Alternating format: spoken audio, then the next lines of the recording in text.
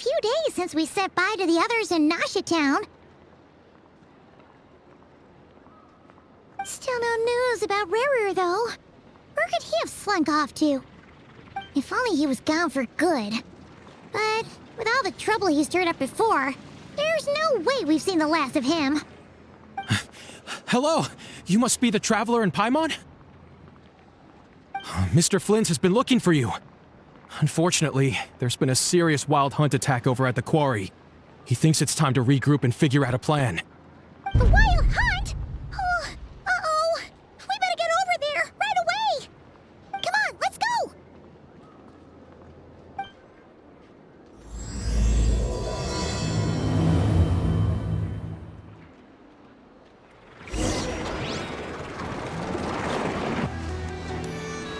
Incoming!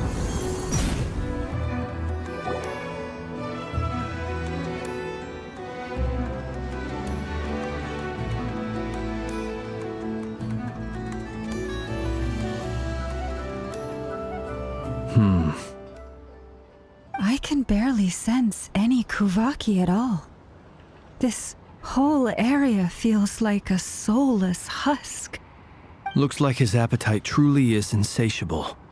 As if the power of that energy cannon wasn't enough. He's not seriously still getting stronger? What's his endgame here? Ah, everyone's here already. Hey, we made it. So, what's going on? We've all been on high alert since we split up a few days back, expecting Rarir to strike again. But it's like he just vanished into thin air. No one has seen him nor found any trace of his presence. That is, until this morning, when a ratnik found signs of wild hunt activity while out here on patrol. As you can see, the crystalline itself is physically intact, but the Kuvaki it contained is all but completely diminished. And we're sure that Rarir did this. Who else? He's the only one who could pull off a stunt like this. Kuvaki loss has reached critical levels. Reikir of Solnari set to maximum threat level. Warning, unless de-escalation measures are taken soon, he will pose a threat beyond our ability to contain. The consequences could be catastrophic. Traveler, do you remember when we encountered Rarir just after regaining his body? There wasn't a shred of sanity left. Nothing but madness and rage. Yeah, didn't he shout out a bunch of names? Then he started raving about how nothing in this world mattered to him. Oh, Paimon gets chills just thinking about it.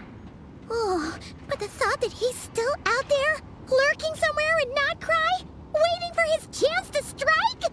Oh, even chillier. Last time we fought, we were already at a disadvantage. If he has such overwhelming strength, why would he suddenly go into hiding? Yeah, if I were him and I wanted more Kuvaki, I'd just take it by force. No point staying in the shadows. Unless something went wrong. His whole resurrection thing didn't exactly go smoothly. The other thing is, how does someone who's completely lost their mind still have the wherewithal to cover their tracks so perfectly? Beats me. According to certain medical studies, insanity does not always entail a complete loss of rationality. It may be that he is simply living in a world of his own. That actually sounds about right. He was ranting away to himself the whole time, like he had zero interest in talking to us. There are many unanswered questions here. He could be right under our noses, and we'd still be in the dark. Besides his name and title, we know little about him. Certainly nothing about his past, or what he might be hoping to achieve. Exactly. And we wouldn't even know where to begin looking. Even Boss hadn't heard of the Rahir of Solnari before all this. I'd be willing to bet that even if we gathered together every scrap of intel in Nodcry, we still wouldn't find more than, like, 3 useful facts about him. So, if we do nothing, he'll just keep getting stronger. But if we want to investigate him, we have no idea where to look. Last time we had Marionette and her big robo-buddy to help us, and we still barely held our ground. If we had to face him alone... Oh, Paimon's head hurts just thinking about it! What are we supposed to do against a threat this big? Well, I do have a little hunch about his next move. Given that he attacked the quarry, I'd say it's likely he'll target other places rich in Kuvaki. Somewhere like the Eye of Krati, or the Pillar of Embla. One thing's for sure.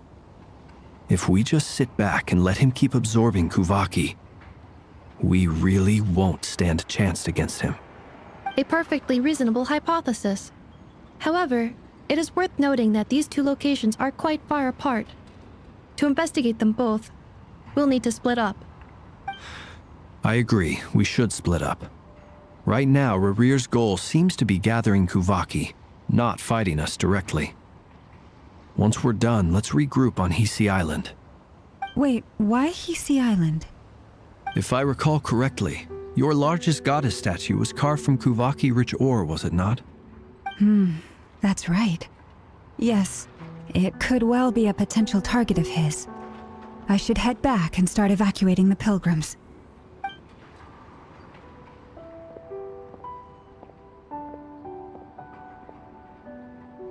Splitting up's always gonna be risky. But I guess we don't have much choice, right? We're in a race against time here. And if we do run into Rarir, what then? That's when you follow the third rule of treasure hunting. Run like the wind. Didn't you say the third rule was go with the flow? I don't know. Did I? Anyway, whatever. In this situation, go with the flow means go find backup. Agreed. If anyone finds so much as a trace of Rarir, do not pursue him. Get out of the area and alert the rest of us as soon as possible. We need to put safety first. All right, we'd better get moving. Come on, Ineffa, let's go.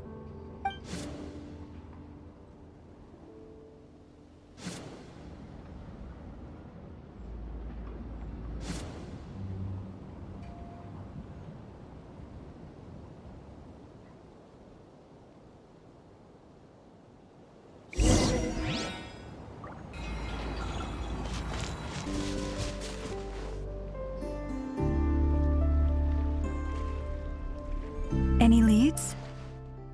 Nope. Diddly squat. No clues to where he might be hiding. It's like he's a ghost. It feels like we're sitting on a powder keg that could go off at any second. Ugh, I hate this feeling. I'd rather face him head on than be left hanging like this. So, you guys didn't find anything either? Not loving the word either. How about you, Flins? I questioned a few Ratniki and eventually narrowed my investigation down to one suspicious individual. But by the time I got to his place, he was already gone. Almost as if he knew someone was on to him. Either that or he's just extremely cautious and doesn't stay in one place for long. He's been biding his time for a while now. The question is, where or what is his next target? No idea. Since regaining his body, he seems to have lost all interest in the fragment in my possession. If he did still want it, he's had plenty of chances to take it. All we can do now is hope that Aino and Ineffa turn up some leads. Darn it, Rarir. If you've got the guts, come face me one-on-one! Wait, he's actually here? I didn't mean it, I swear! No, it's coming from Silver Moon Hall. The Lady Kutar might be in danger. Let's get over there, quick!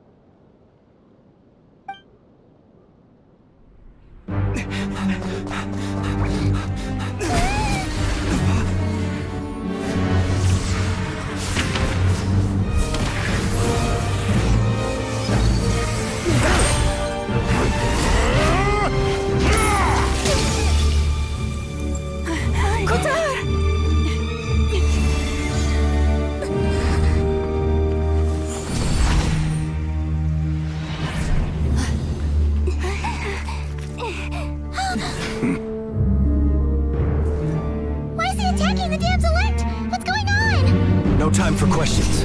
Stop him!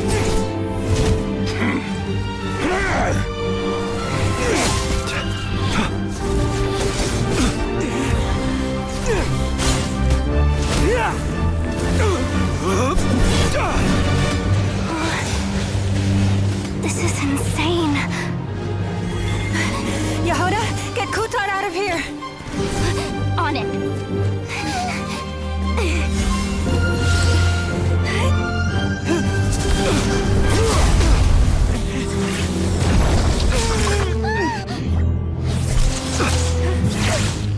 Look where your feeble light has gotten you.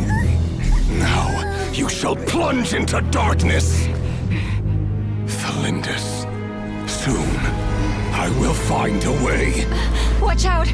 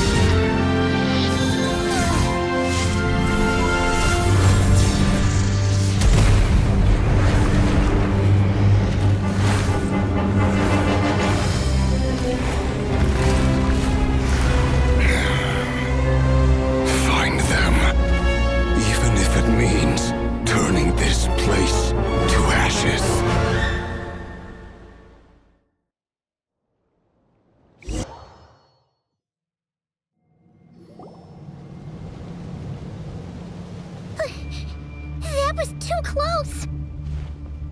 We barely made it out of there alive. What's that guy's deal? How'd he get so crazy strong? He's a threat to this entire nation. I doubt his strength could even be measured by conventional standards. I have a question. When me and Ineffa showed up, we saw him chasing after this lady like he wanted her dead. What was that all about?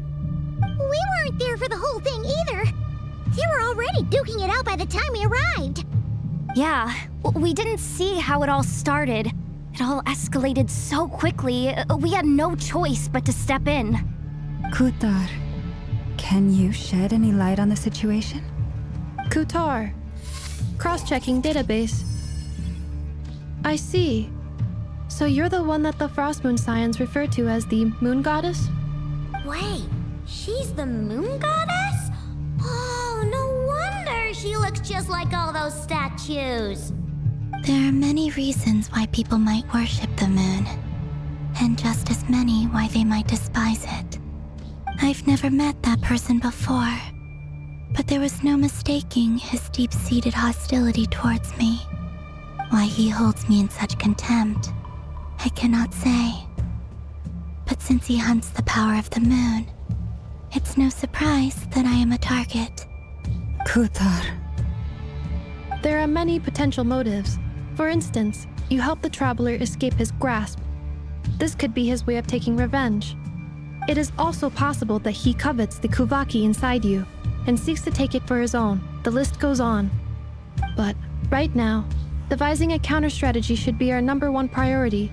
The likelihood of this location being discovered is close to 100%. A counter-strategy? But we don't stand a chance against an enemy like this.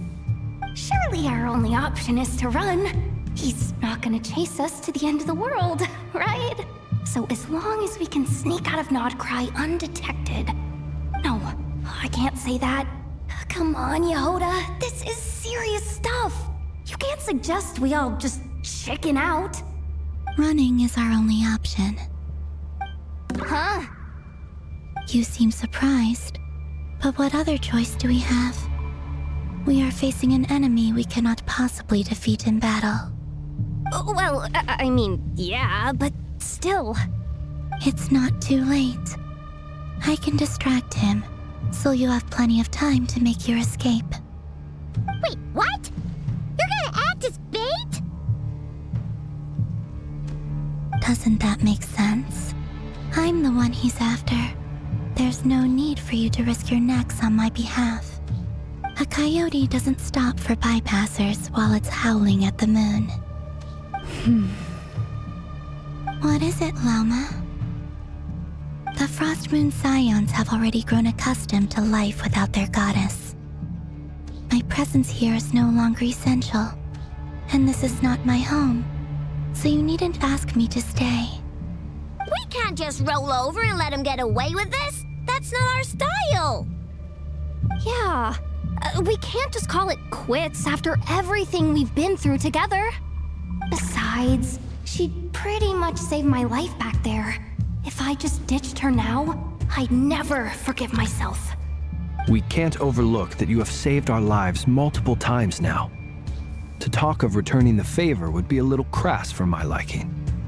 But suffice to say that we are friends, and friends look out for one another. Rivers' true objective remains unclear. Even if we were to sacrifice Muskutar, there's no guarantee he would stop. But Kutar, I know why you left the Frost Moon Scions so long ago. It was because people started treating prayer as a form of trade. They would make self-centered wishes, force you to accept meaningless offerings in return, and then expect you to perform miracles for them, as if that were their entitlement. If it were me, I might have walked away too. But I believe that time can change everything, and that sometimes it takes losing something precious to appreciate its true worth. After much reflection, I've realized that this was never about whether the Frost Moon Scions need you. Any relationship based on need is purely transactional. What I truly hope is that you'll choose to stay, not out of obligation, but as part of our family. You were born here, and now you've returned. Who knows? Perhaps it was the moonlight that guided you home.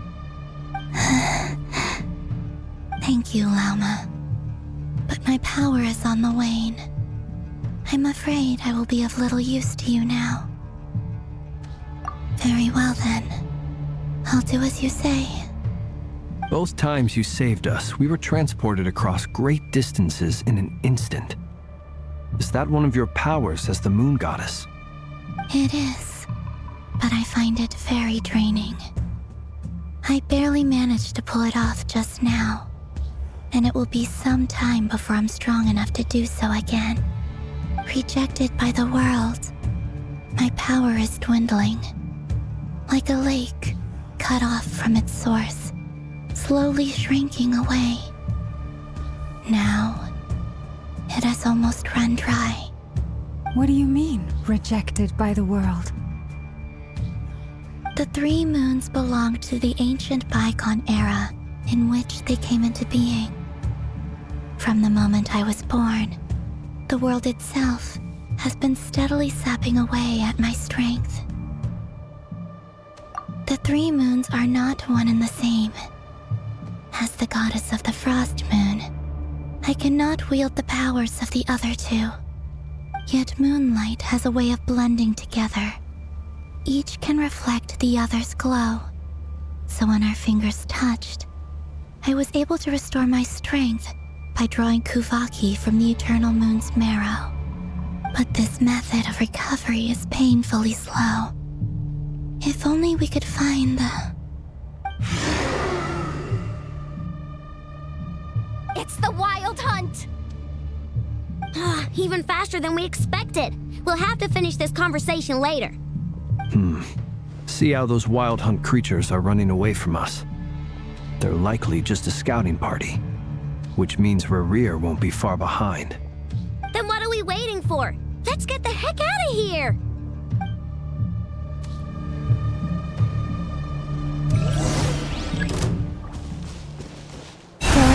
Protect us.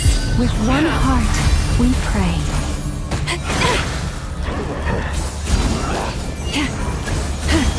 Beware the creatures of the night. Close your eyes. Oh, they just keep coming! This is driving me nuts! Rerear's closing in on us. We need to pick up the pace. There's too many of them! And this time, we can't fall back on Hussar's help to escape! If this goes on much longer...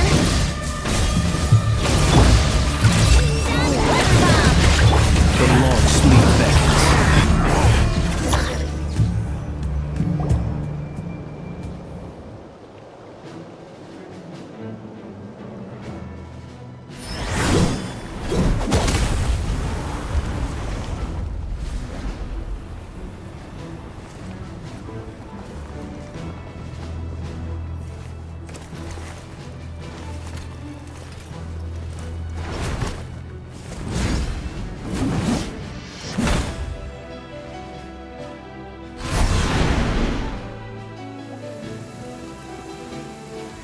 What's the matter? Bit off more than you could chew? How are you?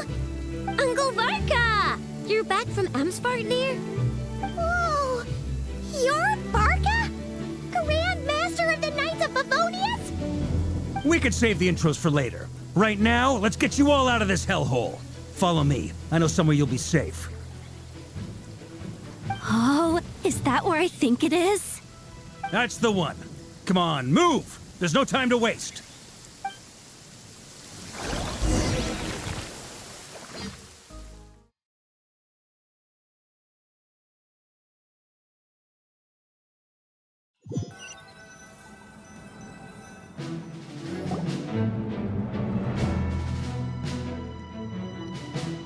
Wow! Where are we? This is so well hidden. Well, that goes without saying. This is the Knights of Favonius' meeting place in Nodcry, and a contact hub for the Northern Intelligence Network. AKA, the black market of intel. No matter what faction you're with, it's the place to buy and sell information. Their headquarters are in Nodcry, but they've got contacts in every nation. As an expeditionary force on foreign soil, working with them has offered us the most effective way of getting our hands on reliable local intel. This is where we meet, so naturally, it's secure. Anyway, where were we? Folks from Nodcry should be pretty familiar with me by now, but I believe this is the first time we've met. Allow me to introduce myself. I am Varka, Knight of Boreas, and Grand Master of the Knights of Favonius. We've heard all about you. This meeting's been a long time coming. You look way younger than Paimon expected, but you definitely have that Grand Master vibe. Well, I'm no spring chicken. Just not showing my age yet. Definitely feeling some of that back pain today, though. Rushed back from Amsvartnir without a wink of sleep, only to get right into another fight with that freshly revived maniac. Another? You mean you fought him before? Yep.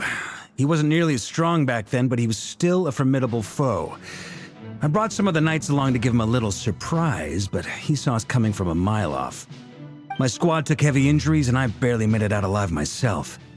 We knew it might have been our last chance, so we staked everything on it. But still, it wasn't enough to stop him. I tried tracking him down afterwards, but he didn't leave a trace. Even in his unhinged mental state, he's as cautious as any trained operative. So, I decided to come find you. And as luck would have it, turned up to find you being ambushed by the Wild Hunt. The rest, you already know. Is that why he's been frantically absorbing Kuvaki these past few days? Because he sees you as a threat? Maybe I'm part of the equation, but even if I weren't, I'm sure he'd still be gathering power. He's clearly working up towards something. Note to self, Uncle Varka's strength rating officially upgraded. Guess it's my turn to ask questions now. So, what exactly has been happening in Nodcry? Why has the Wild Hunt returned in humanoid form? And why is it after you? That's a long story, but I'll try to make it quick.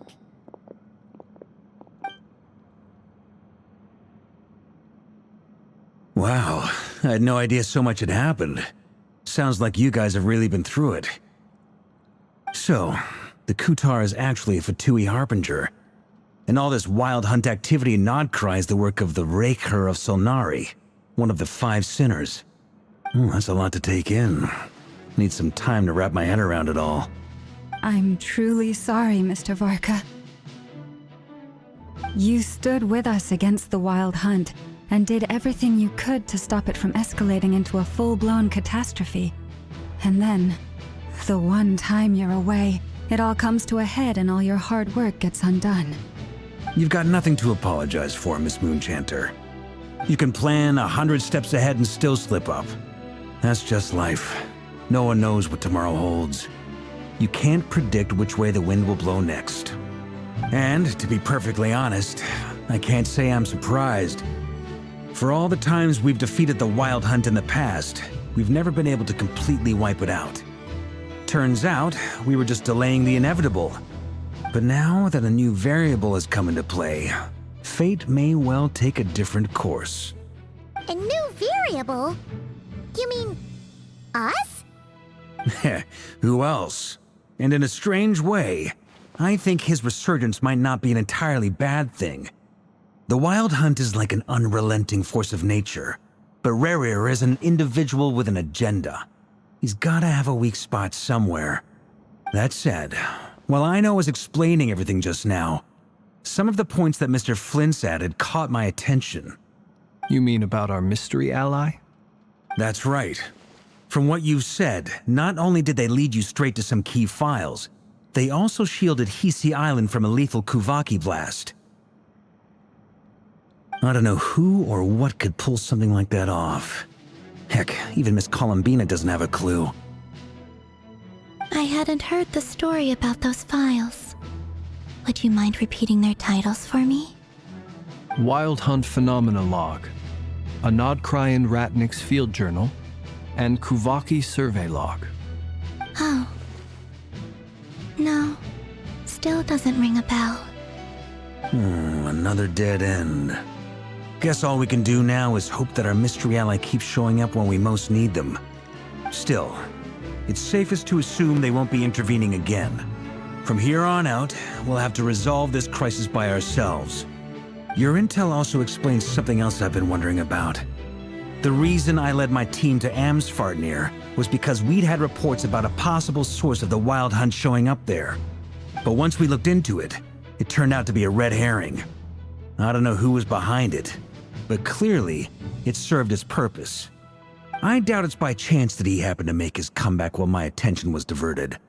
And from everything you told me, it sounds like his scheming began well before his return. So maybe luring me away was all a part of his plan. But is it even possible that he orchestrated all of this by himself? The Moon Maiden and the Raker of Solnari, Nodcry of all places. The way everything is unfolding, it can't be a coincidence. So, what do we do now? Got any ideas? Right now, we've got at least 3 things to consider. Let's go through them one by one. First, we need to figure out how to take down Rerir. If we can't beat him in a straight-up fight, the rest won't even matter. To my knowledge, the bulk of Nodcry's fighting force is already gathered here. But even with everyone united, we're still no match for Rerir in his current state, let alone with his power still growing. What if there was a way to tap into a new power of our own? How so? Have you thought of something, Columbina? 3 moons once watched over this world. The Eternal Moon was the largest. The Frost Moon was the brightest. And the Iridescent Moon was the most mysterious. They say that back then, the 3 moon goddesses wielded immense power, enough to shape the workings of the world itself. I now bear the Frost Moon's power, and the Eternal Moon's marrow resides within the Traveler. Hold on. Are you suggesting? The iridescent moon, the last piece in the puzzle. That's right. If we can find the iridescent moon's marrow, I will be able to regain my strength much more quickly. The 3 moons are said to stir the tides and illuminate all things. Perhaps they hold further secrets beyond our understanding. According to my analysis, the solution is feasible. However, it is subject to one major condition. How do we locate the iridescent moon's marrow? I know a way, but we will need to visit the Fatui's Experimental Design Bureau. The Experimental Design Bureau? Are you saying we need to involve Marionette? Yes. I must speak with Sandrone. It's a long way from here to the Experimental Design Bureau. There's a high chance you'll be spotted. You shouldn't go alone. Then that's settled. Next up, our second priority. Somehow, we need to figure out Rarir's end goal. As you saw for yourselves, when he was still in his wild hunt form, everything he did was for the sake of recovering his body and resurrecting himself. His first act since then, after laying low for a while, was to try and assassinate this young lady. People's obsessions often reveal their greatest vulnerabilities. There must be a reason why he despises the moon so deeply. Perhaps it sheds some light on his title, the Raker of Solnari. The Wild Hunt has plagued Notcry for centuries now. If we want to stop it for good, we have to get to the root cause of what's driving it. It's true. We still know very little about him. If Kuthar hadn't given us that lead, we wouldn't even know his name. But where would we even start? I doubt even the Intel Queen of Notcry has a clue, and she has info coming out of her ears. Oh? That's a rather hasty conclusion for someone who's so painstakingly meticulous when it comes to dealing with machines. Ah, she heard me.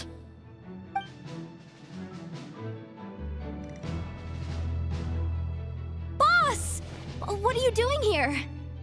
I'm now asking myself the same question. I received a letter from a humble knight of Favonius, requesting a meeting to discuss a major business deal. But it looks like this humble knight had something else in mind. Details, details. Miss Nefer, the important thing is that you've arrived at the perfect time. Since his failed ambush, I've been racking my brains trying to come up with a plan to fight Rarir. Given the severity of the situation, I think it's fair to say that our only chance lies in uniting as one. And I'm talking all the factions in Notcry. We can't do this without the Curatorium, but I knew it'd be a tough job to win you over. So, I took the liberty of reaching out for a little chat. Wait a sec. How did you even hear about this place, Nefer? Didn't you say this is meant to be the Knights of Favonius' meeting spot? And a contact hub for the Northern Intelligence Network? And isn't it supposed to be super hidden? You really think he could have gotten settled in Notcry without my help? Besides, I'm the one running this gig. Of course I know where the meeting place is. Allow me to introduce the current head of the Northern Intelligence Network. If it's intel you're after, she's your woman. Pretty much seen and heard it all. Please spare me the flattery. Let's cut to the chase. Seems like you've run into some trouble, huh?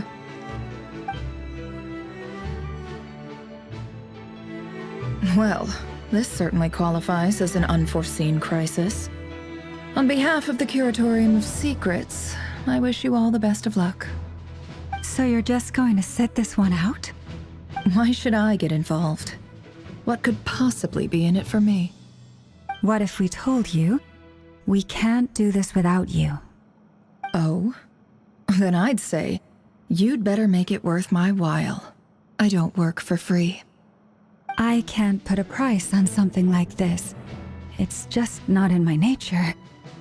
But then again, you and I have always been polar opposites in this regard. So I can't exactly say I didn't see this coming. If you insist on compensation, I will pay you. Consider this a formal commission. Sound fair? You just don't give up, do you? Too bad. I know you well enough to know you can't afford my prices. The riskier the job, the more it'll cost. And a moon chanter's stipend isn't exactly generous. Unless you're planning to start passing the donation box around among the faithful. Boss, just a thought. If they come up short, maybe you can take the difference out of my next few paychecks. Things got really dangerous during the fight with Rerir. If this girl hadn't saved me, I'd be ley line fodder by now. I'd be gone for good, boss. If there's any way we can make this work, I'd really like to help her. Please? I'm begging you. This is why I'm always telling you never accept favors. They are the hardest debts to repay. You have to be careful who you get involved with, or you invite all kinds of misfortune. Very well, Jahoda, I will help. But just this once. Don't count on this happening again. Flins, that fragment that Rerir was after, do you still have it on you? Of course. Let me borrow it. I need it to follow up on some leads. Wait, you actually have some leads? Shh. This is top secret information. I get it. We all have things we'd rather keep to ourselves. Plus, I know we can count on you, so we'll leave the intel gathering in your hands. And that brings me to the third and final item. We need to find a way to distract him. We need time to make our move, so someone will have to stall him. I'm in for this part, no matter what. Anyone coming with? Count me in too. Come off it, you two. Quit playing heroes. I'm way ahead of you here. Ineffa did a scan of the Moon Goddess's Kuvaki signature, and we're gonna use it to make some decoys over at the Kramkake craft shop. Anyone who's in, follow me. Once they're ready, we'll deploy the decoys across Nogcry. So as long as the rest of you keep moving, he won't catch on to your scent and won't be able to track you down. I like it. Genius idea. No biggie. All right then, we'll split into 3 teams. Once your team has finished their mission, return here and wait for the others. Dismissed!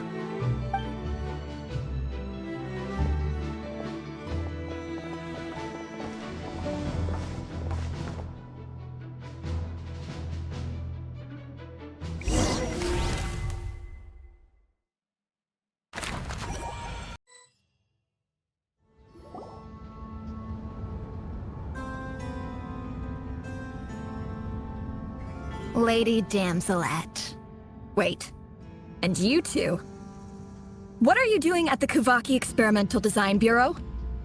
We've been doing our best to mind our own business lately. But if you're just gonna waltz up here like this, you're seriously pressing your luck. Don't blame us for doing what we have to.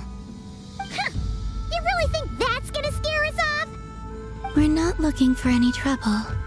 I just want to see Sandrone. Do I need to remind you that you're still a wanted fugitive for deserting us? Out of consideration for our former ties and the crisis we're all up against, we'll let you leave in one piece. But don't even think about trying to get inside. Let them in. But... Are you going to make me repeat that? No, my lady. Sandrone seems to be in a good mood. Must be maintenance day.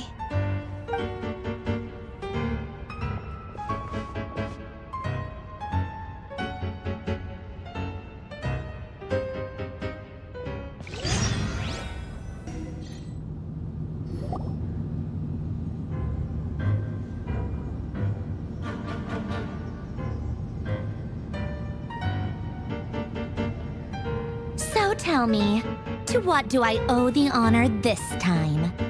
Actually, before you answer that, just so we're clear, we're not colleagues anymore, Columbina. I don't owe you anything. I promise it's nothing big. It seems like you've gotten the wrong idea here. The only reason I let you in was because I was bored. It seemed like a way to kill some time and satisfy my own curiosity. Whatever miscalculations I may or may not have made in the past, I haven't lost the plot enough to even consider sticking my neck out for your sakes. I'd like to speak with Arlecchino. What? Huh? You mean the knave? I'd like to speak with Arlecchino. Is she a Nodcry? No, she's not. Once the work on this facility was completed, she went back with the Rooster and Regrator. The only ones in Nodcry are me and... What is it you need to speak to her about anyway? Rerir is hunting me. If I'm going to face him, I must first retrieve the lost moon.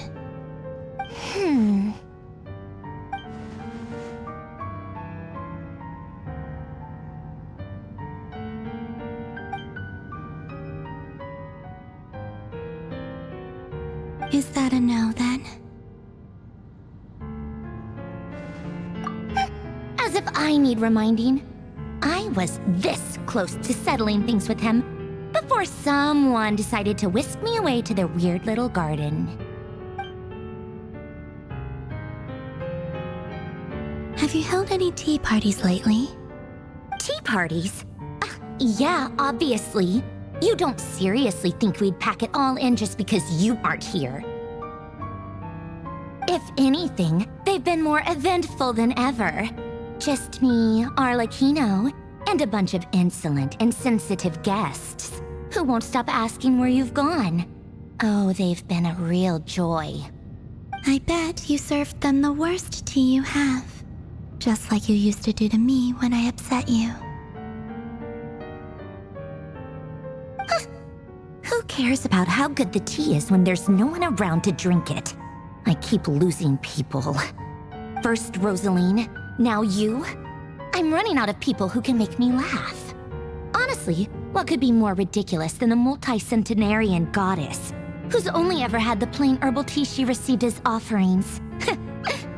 You'd always brew a different type of tea for me each time. Was it really just to see how I'd react?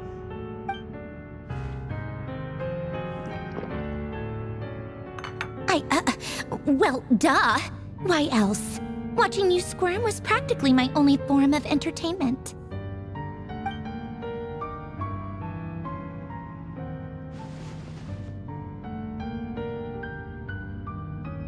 Oh, yeah. And Capitano sometimes used to bring Tartaglia around, too. But I guess we won't be seeing him again. Well, I guess we are overdue for a get-together. Polonia! Have Febronia pass a message to Arlecchino for me. It's time for tea. Will suffice. Pass along a message for me, too, if you would. My body cannot contain the marrow of 2 moons, so I'll be leaving one of them in her care. Excuse me? Who said you were on the guest list? If my tea meant that much to you, maybe quitting the Fatui wasn't your brightest move. Back when you were under the Tsaritsa's protection, no one would have dared come at you so openly. But that protection didn't come for free. In fact, I paid dearly for it. At the end of the day, it was just another transaction. I just got tired, that's all. I never wanted any part in their grand ambitions, and I've had enough of being treated like a bottomless supply of power. It brings back memories from the old days, when I was still worshipped as the moon goddess. Centuries on, it may be a different group of people, but I see the same greed in their eyes. I figured you'd leave eventually. You didn't have as much of a reason to stay as I do. The Tsaritsa gave you shelter and protection, but that was it. Nothing more, nothing less. Meanwhile, the Fatui demanded everything from you in return, until it was more than you could bear. I get why you left. And frankly, I have no interest in dragging you back just because the higher-ups told me to. But if you keep hanging around with this riffraff, the next time we cross paths, we might be enemies for real.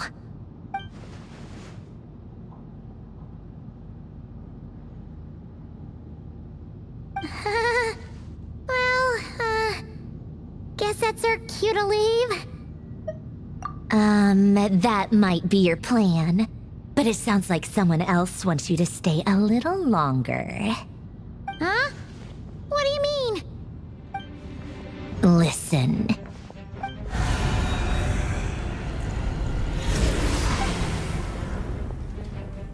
My lady, it's the Wild Hunt. A horde of monsters is headed straight for the facility. Another uninvited guest trying to crash my tea party. Clear the area. I'll handle this. Wait, what? You want us to leave you here by yourself? Huh. You'll be lucky to make it out of this alive. You really think you can afford to worry about me? Go on, get out of here.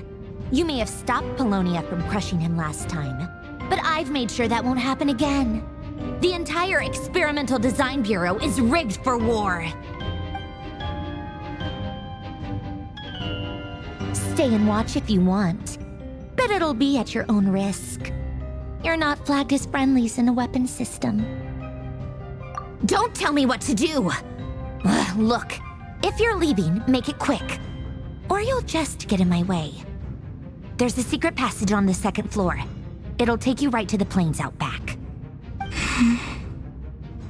Stare all you want, Columbina. You're not getting another invitation to my tea party. I know. But thank you anyway, Sandrone. This is exactly why you shouldn't hang around with those people. All their melodrama and sentimental nonsense is rubbing off on you.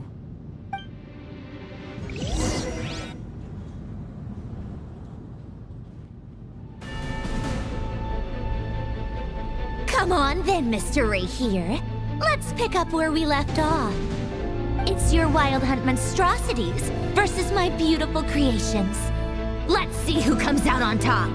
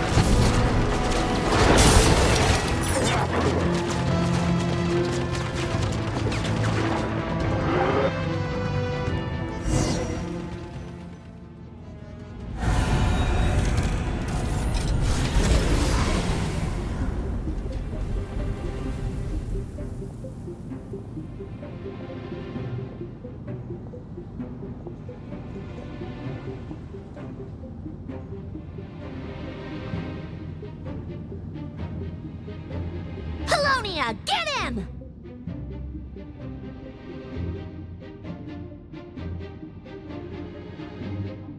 I've upgraded Polonia again since our last encounter, and uploaded every last scrap of your data. So let's finish this, once and for...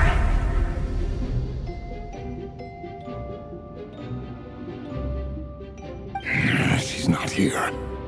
Where did she go? Over here, you big... Cursed moon. Go. Keep searching. She cannot have gotten far.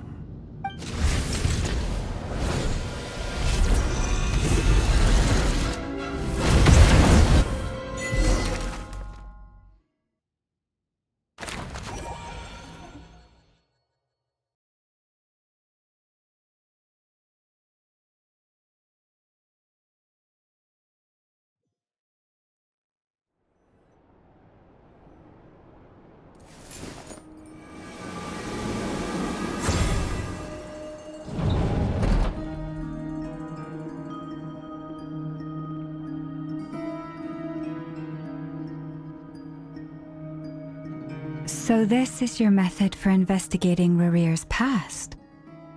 It almost looks like some kind of ceremony. Good deduction. But it's quite a different affair from what you're used to with the Frostmoon Scions. Whoa! First time I've ever been in here. Boss always said it was off limits, so I pictured some kind of creepy dungeon. But it's actually kinda nice. Oh, I guess this must be Sumero decor? That's where Boss is from. And that nice shopkeeper who sold me my treasure compass.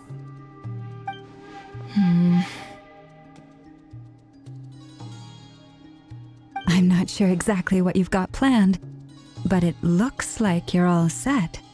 When do we begin? Whenever we wish.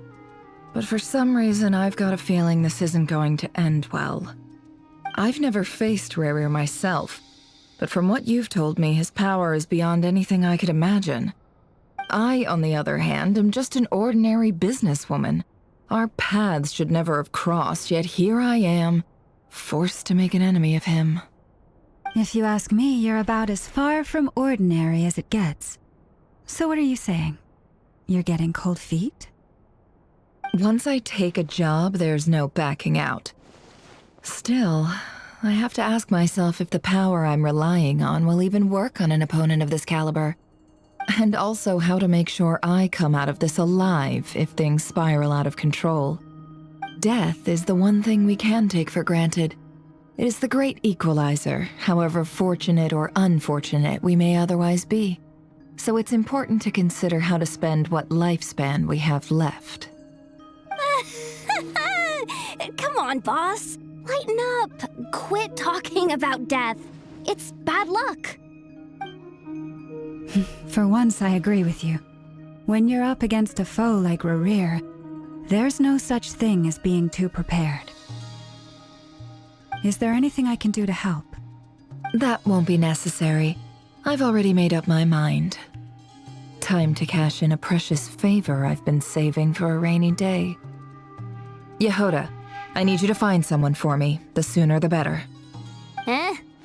Find who? That shady merchant who sold you an overpriced treasure compass the other day. Come on, boss. You're pulling my leg again. In what way is she shady?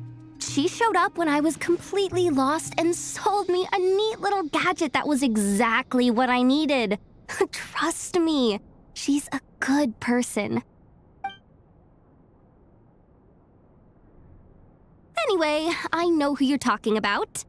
Don't go anywhere. I'll be right back.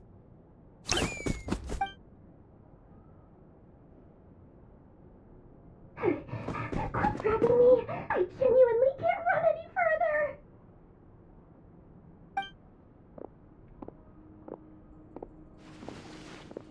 Hey, aren't you? What is it? What's the big rush? You dragged me out of a dream where I was literally swimming in Mora. I'm charging double my usual attendance fee. See, look how easygoing she is. After that rude awakening, she could have completely snapped at us. But instead, she kept it together and just asked for an extra fee. Dori, Sangama Bay? I never would have pictured you two doing business together. If you want to make it big and not cry, it's all about connections. Lady Nefer just so happens to have a lot of intel that interests me. And she also did me a big favor in the past. It was back when I first arrived in Not Cry. My trusty assistant, the genie in my lamp, had an adverse reaction to the Kuvaki and fainted. And wouldn't you know it, that's when I suddenly find myself in a life-or-death situation. Good thing my compatriot was there to swoop in and save the day. I've been giving her a 30% discount off all of my goods ever since. Now, so that no one here feels left out, I'm willing to extend a 20% discount to fellow friends of Boss Nefer. Plus, any other friends you send my way will enjoy 10% off. What can I say? The great Lord Sangama Bay is nothing if not generous. So, let me guess. You've run into some trouble?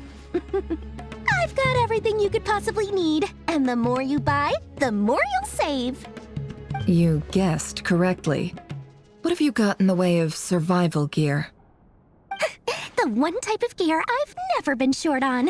What are you looking for? A jetpack fresh from the Academia's labs? An ancient suit of armor dredged up from the bottom of the sea? At the very least, I need to know what kind of opponent you're dealing with here. If even you're worried about staying alive, it must be pretty serious.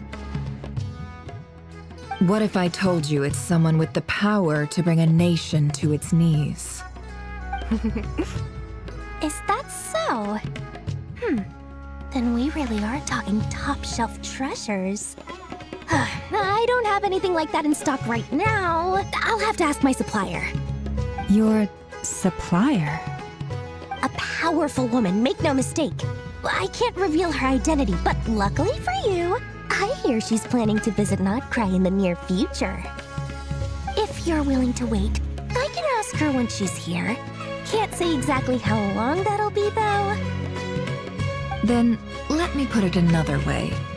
What would you do if you encountered an enemy like that? Roll over and serve yourself up on a silver platter? Of course not. I have a handy little trinket from one of my generous suppliers, which... Hold on. What exactly are you getting at? No, this is for my personal use only! Let's just say I'm borrowing it, all right? Just for insurance purposes. You'll get it back later. Favors are the worst kind of debt to owe, and now you've got a chance to repay one. A win-win situation, don't you think? Fine. You can borrow it for 5 days. No, make that 3. And for every extra hour after that, I'm charging you 1,000,000 mora. Deal? Deal.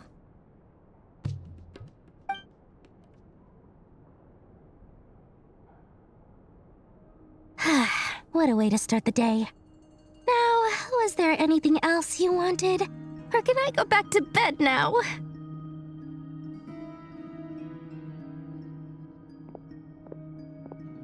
That will be all. Take care now. Don't trip up on your way back, friend. See you later! You're my favorite shopkeeper.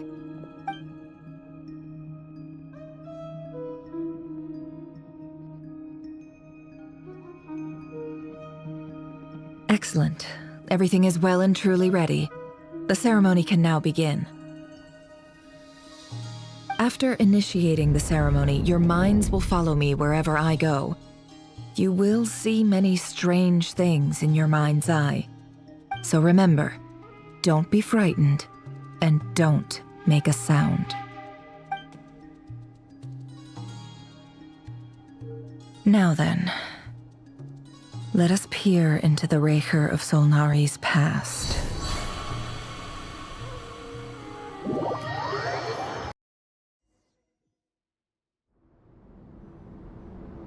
I made it.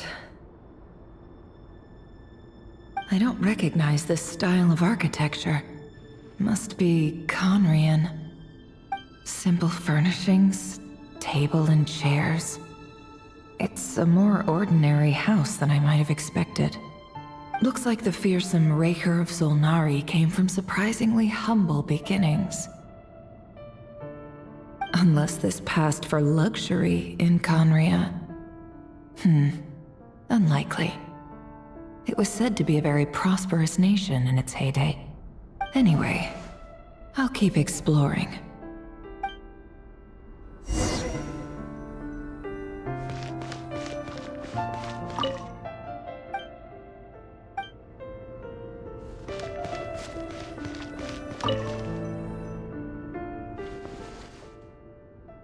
Hi, River.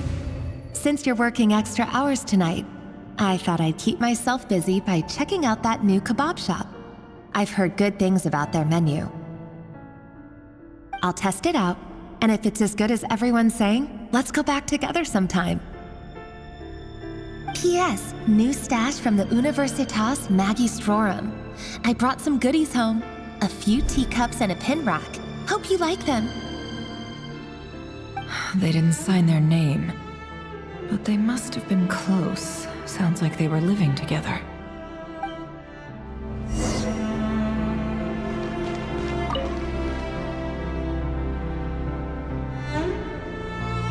I went over to Joseph's for drinks today.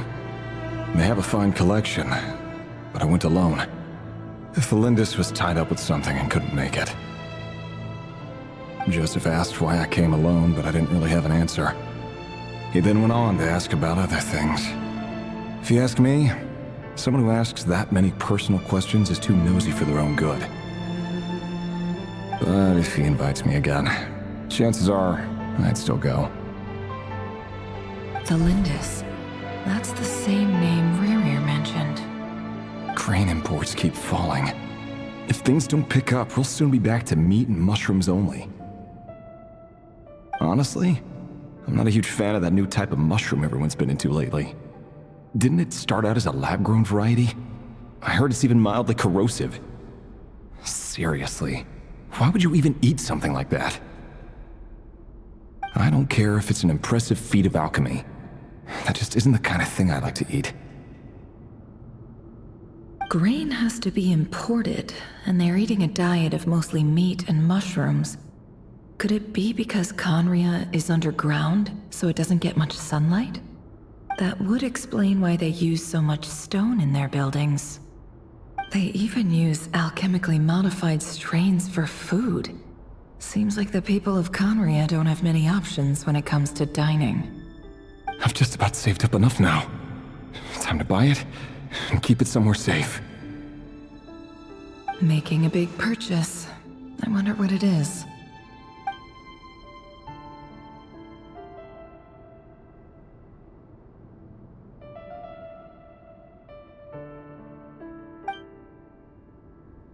He really is a professional. No wonder he's so good at covering his tracks. Despite what he's become, it seems like he's retained certain habits, at least in this regard.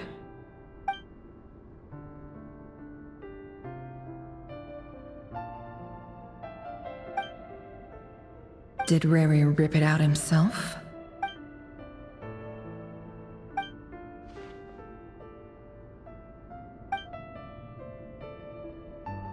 Before I met you, I was convinced that my heart was nothing more than a stagnant pool. The burial place of a fallen moon. A withered, windless grove where the waters rested forever unrippled. It was you who helped me see that my heart hadn't entirely withered away. That it could still beat to the rhythm of love. This is just trivial sentimentality from the looks of it. Why would he go to the trouble of hiding that? The burial place of a fallen moon.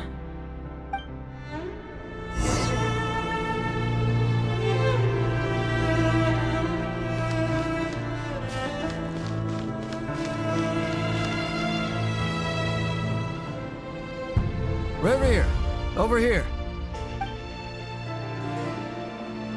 Dane! Oh, and, Vedelson here? What a surprise to see you here, sir. Hello there, Rerir. You need not address me so formally outside of court. He doesn't get that much free time, so I invited him over for a drink. Even the court prophet deserves a break every now and then, right? Well, I'm flattered. So, what are we discussing today? Hey, don't look at me. As far as I see it, we don't need an excuse to have a few drinks. Come on, don't give us that. Didn't you say you were about to pop the big question? How's that coming along? Who'd have thought the great Twilight Sword was an even greater gossip? I just didn't expect you to be the first one to settle down and get married, that's all. Yeah. If you told me that a few years ago, I wouldn't have believed you either. So, are you planning to come clean about your job then? I'm guessing you still haven't told her. Sure, I'll have to tell her at some point. But I'll need to pick the right time and place. To be honest, I have no idea how she'll take it. Come on, stop being such a pessimist. For all you know, she could be thrilled. I bet she'll be much more impressed by your actual job than the one she thinks you're doing now. A member of the King's Guard. Quite the cover story. Does the king himself even know? Of course he does. Anyway, enough about me. How have you been? Me? Same old, nothing much to... Huh? What's up, Ved? It's nothing. Vedifulnir, Dainsleif's elder brother, renowned throughout the court of Conria as the Visionary, and said to possess a wisdom far beyond the reach of any ordinary man. And yet, despite the gulf between us, he seems to have something to say about me. Does he even know me? Does he see me as a friend of his brother, or just another of the Vinster King's blades? Why did he react so strongly? Was it really to do with what we were talking about? Brown, curly hair and brooding blue eyes. So this is what Rerir looked like back in the day. Perfectly normal. No different from anyone else. As frightening as this monster is in the present, there's something even more unsettling about seeing the human he used to be.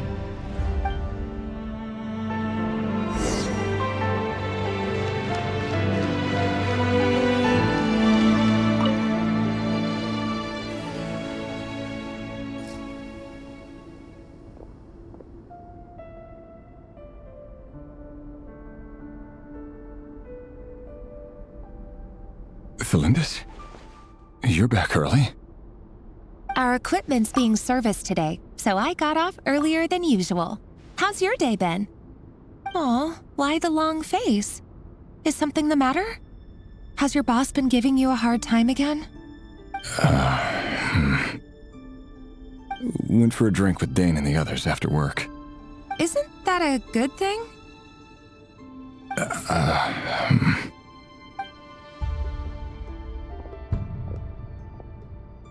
Vedifulnir showed up today, too. You know, Dainsleif's older brother. Ah, Mr. Vedifulnir. Yes, I've heard of him. They say that everything he says ends up coming true. He overheard Dainsleif mention that I'd recently proposed, and seemed to have an issue with it. But when I asked what it was, he kept it to himself. So, you're worried? You could be such a child sometimes, Rerir. We're nobodies. Why would the Visionary be concerned about us? I'm sure someone in his position has much bigger fish to fry. Maybe you're right.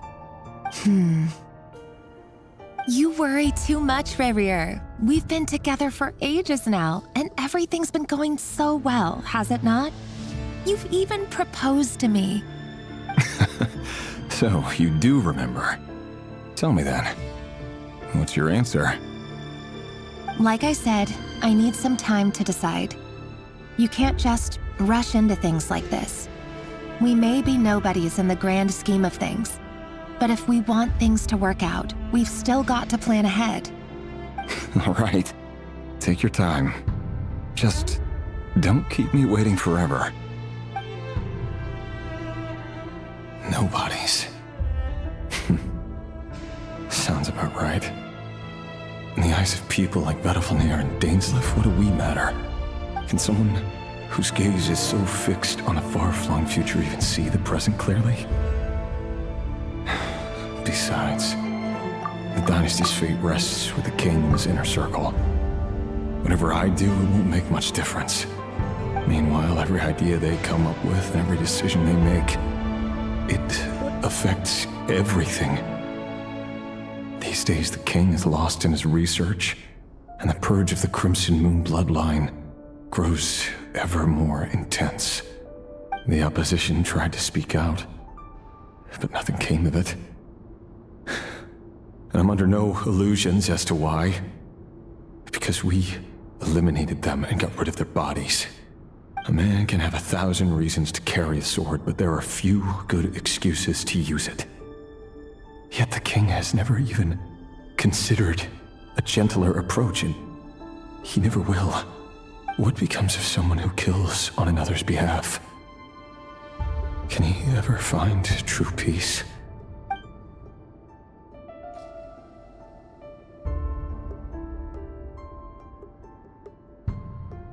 Flins?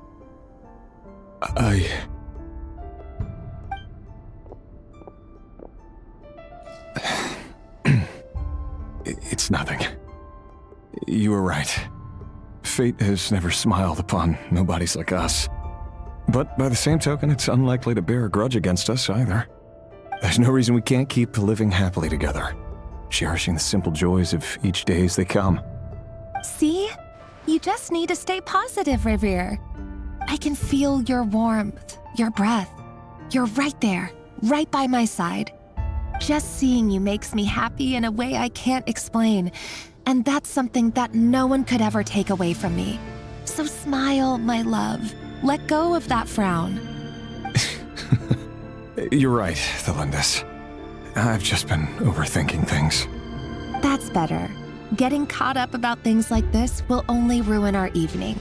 Speaking of which, all set for the ball tonight? I need to go get ready. You go ahead. I just have a few things to take care of, then I'll come join you. Even busier than the big shots, huh? Fine, I'll go get started. But don't be late. If you keep me waiting too long, I won't be a happy bunny. Relax. I'll be there. Seriously, though, you drive a hard bargain. You're really gonna leave my proposal hanging and still expect me to take you to the ball? Well, that goes without saying. I already told everyone I'd be coming with a dance partner. Besides, they're two completely different things. Let's take it one thing at a time, all right? All right. White outfit it is. It seems like Rerir was deliberately hiding his ties to the intelligence services by giving the impression that he was just an ordinary member of the Venster King's Guard. He clearly doesn't want his would-be fiancée to know about his other life. Then again, that's hardly surprising. People in the intelligence trade rarely do. Who'd have thought we were in the same line of work? Let's dig a little deeper.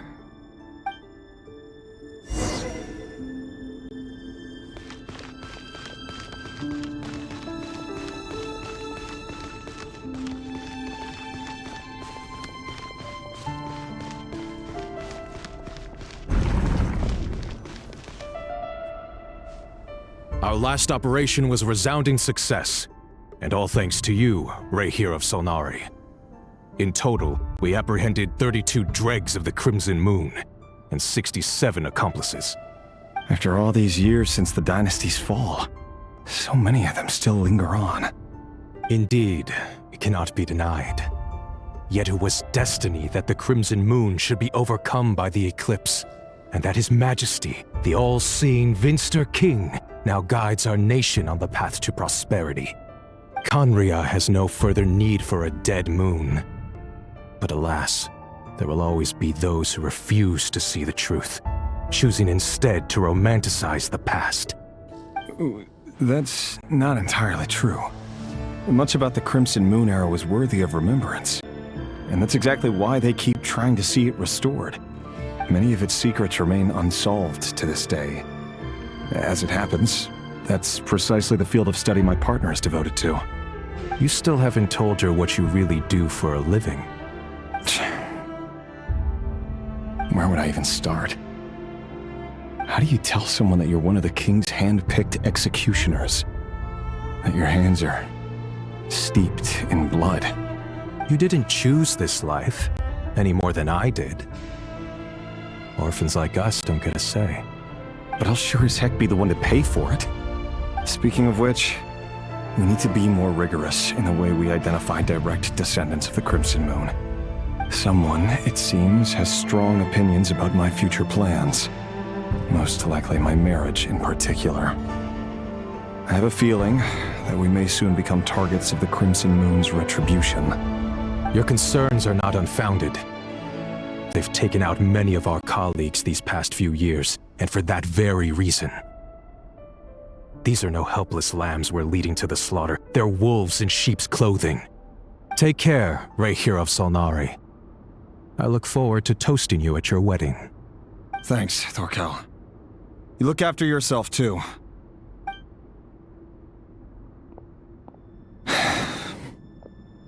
Thelindis, I never wanted to keep this from you.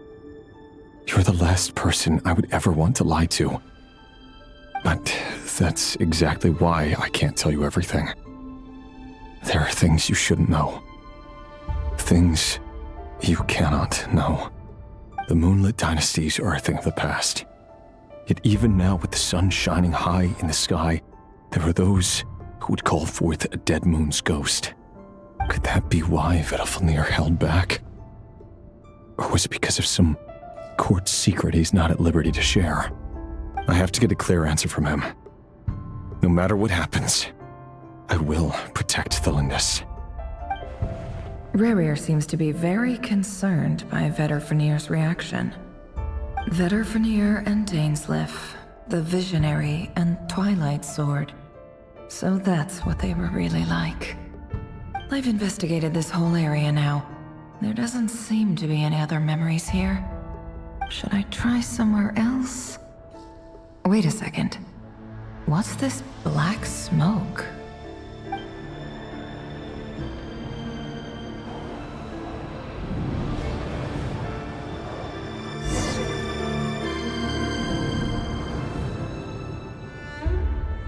So, he's late after all. Just you wait, Rerir. You're in for it. Big time. Are you waiting for someone, ma'am? Could I tempt you into buying some flowers? Oh, sure. Pick me out a pretty bunch if you would. Thank you. But I'm afraid none of them are as pretty as you. For someone so young, you sure have a way with words, don't you? I'm only telling the truth. Look me in the eyes. You'll see I'm not lying. May we have a word in private? Who are you? And what do you want? It doesn't matter who I am. Too many of our kind have fallen lately, so I decided to take the risk of reaching out. Not long ago, the Ray here of Solnari led an assault on one of our strongholds. We suffered many casualties, and many who came to our aid lost their lives as well. Sorry, I don't know why you're telling me this. And I don't want to get involved. Wait, hear me out. This time we finally got a clear look at his face and learned his true identity. His name is Rerir, and he claims to be one of the King's Guards. What did you say? A cruel irony, isn't it?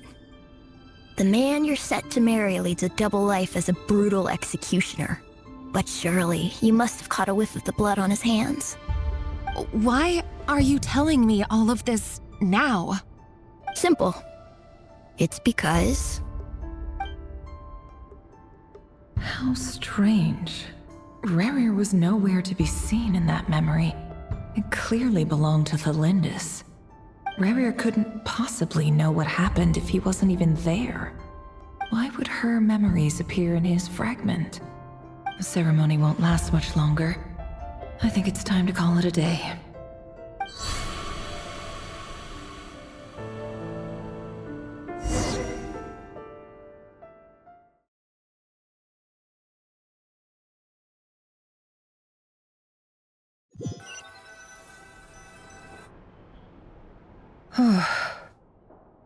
So that was your doing?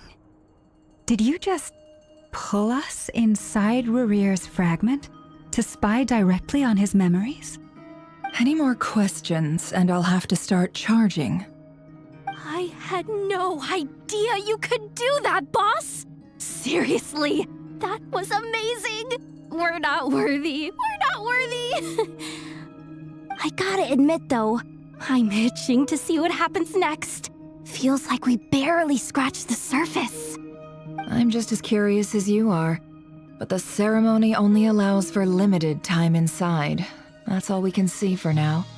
Luckily, we managed to learn quite a lot. So far, so good. I just hope the others are doing okay too. Especially the group with the Traveler. Their mission is a risky one. Let's hope it's all going smoothly. If you're worried about them, go see how they're doing. If I know boss, she's gonna need some time to write up all the details and make sure it's all coherent. I'll stay behind to lend a hand, but feel free to head back and meet up with the others.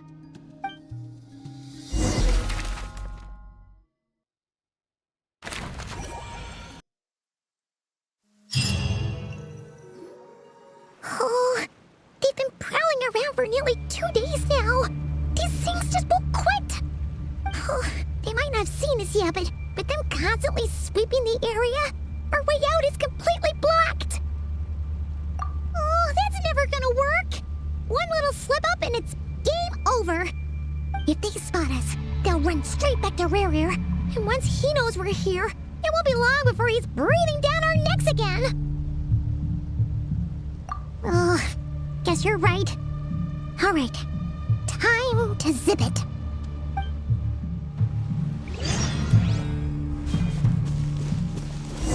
Quick, hide! We almost got spotted! Phew, that was a close call.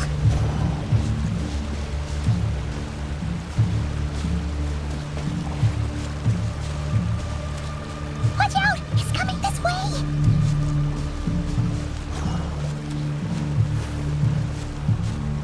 Keep going. We're nearly there. This is the final hurdle.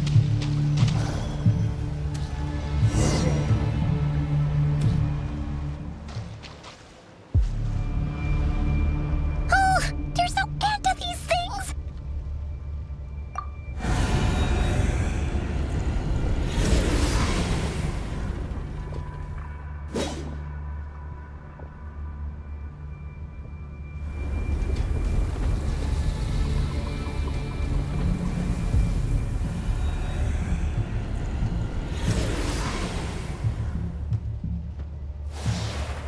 Fire.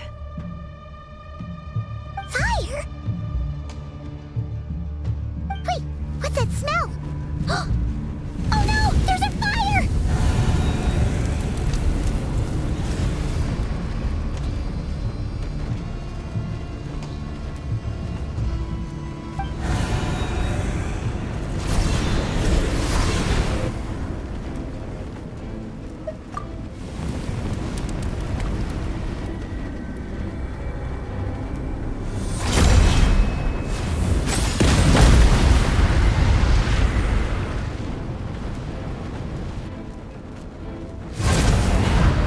Sandrone was right. You look weak, Columbina. The old you would never have let such lowly creatures bar your way. Word has it that you did something for the Tsaritsa, and that's why you've lost most of your power. Freedom comes at a heavy price, doesn't it? It's Arlecchino! You came! Hello again, Columbina. And greetings, guests of the House of the Hearth. It's been a while, Arlecchino.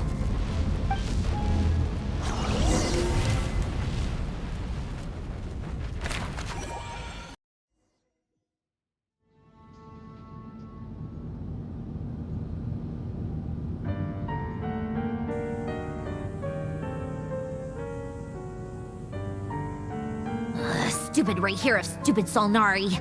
Ugh, whatever. I've got all the data I need. Next time we meet, you're finished.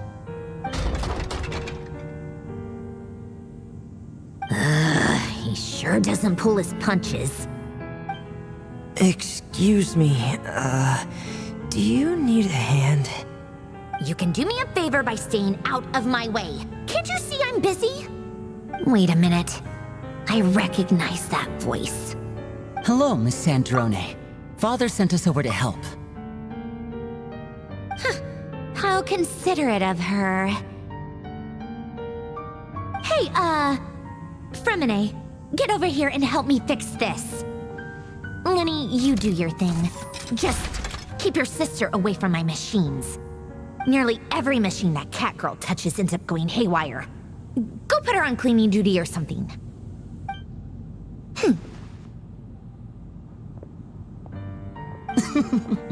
Then let's start downstairs. Freminet, we'll leave this place to you. You've got it. Wait a second. Pretty sure there's still some tea in the cupboard. If you want some, you'll have to make it yourselves.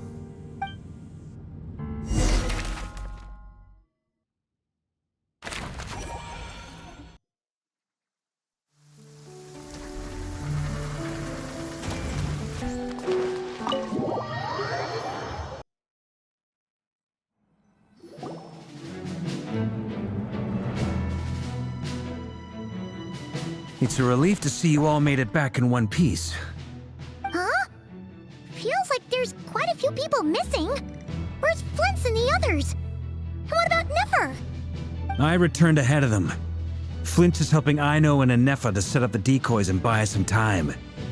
As for Miss Nefer... Boss is still wrapping things up on her end. She sent us back to fill you all in on the top secret intel we've been gathering.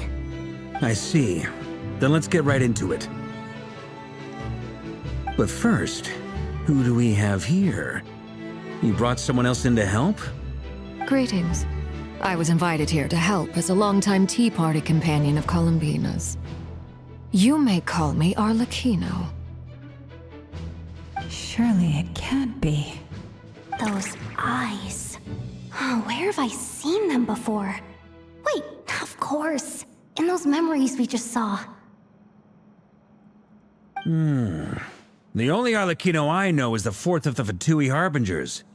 So either you share a pretty uncommon name, or you're more than just a Tea Party buddy. You are well informed, Grandmaster. A man from Mondstadt living all the way out here in Nodcry, and yet the people and affairs of Snezhnaya seem to hold a special place in your heart. Oh, the feeling's mutual. Sounds like you know all about who I am, too. A Fatui Harbinger. The atmosphere in here just got really tense. Guess we can't just start trusting Fatui Harbingers, even at a time like this. I must admit, though, I'm a little curious. Seeing as the Moon Goddess no longer belongs to the Fatui, what makes you so willing to put your neck on the line here? Nor does Nodcry belong to Mondstadt, Mr. Varka. Yet still, you're fighting for it all the same. Things don't always have to have a tangible payoff. Sometimes, stopping things from spiraling out of control is a higher priority than chasing the spoils of victory. Of course, I can't say there's nothing in it for me at all. But that's between Columbina and myself. Forgive me. I don't mean to doubt you. It's just that the Fatui really have been the source of many of our troubles.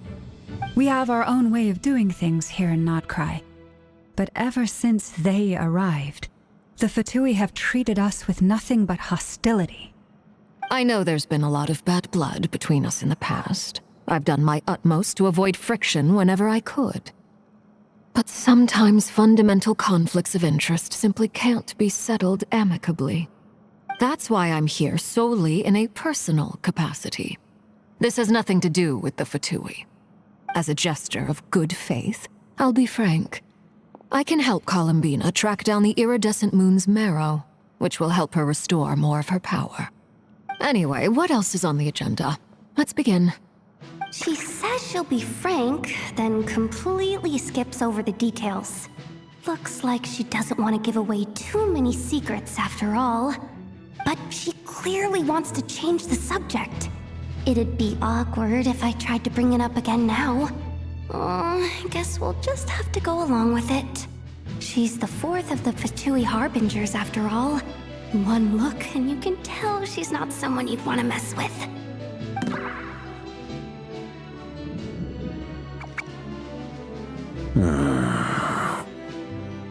Well, since Miss Arlecchino sounds confident in her ability to handle that, we'll proceed to the next topic.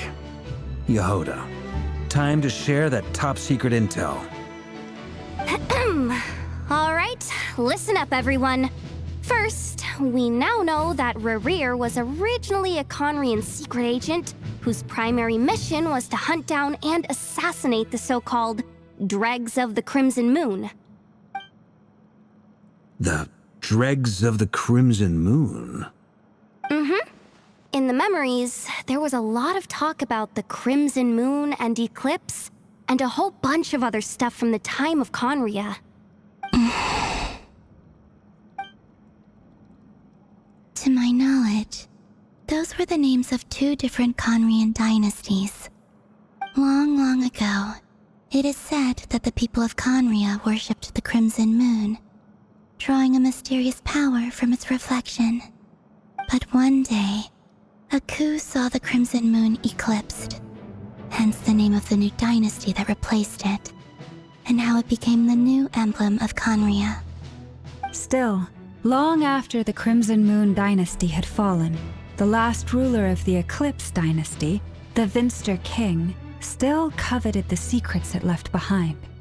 So, he sent the Rehir of Solnari to secretly hunt down the Crimson Moon's few remaining followers. In those days, Rerir showed no signs of madness. In fact, he was as normal as any other person. Oh, and he had a fiancé, or at least a would-be fiancé, called Tholindis. What's the matter?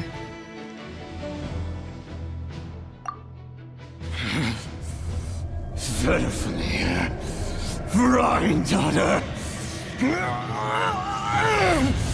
Flindis.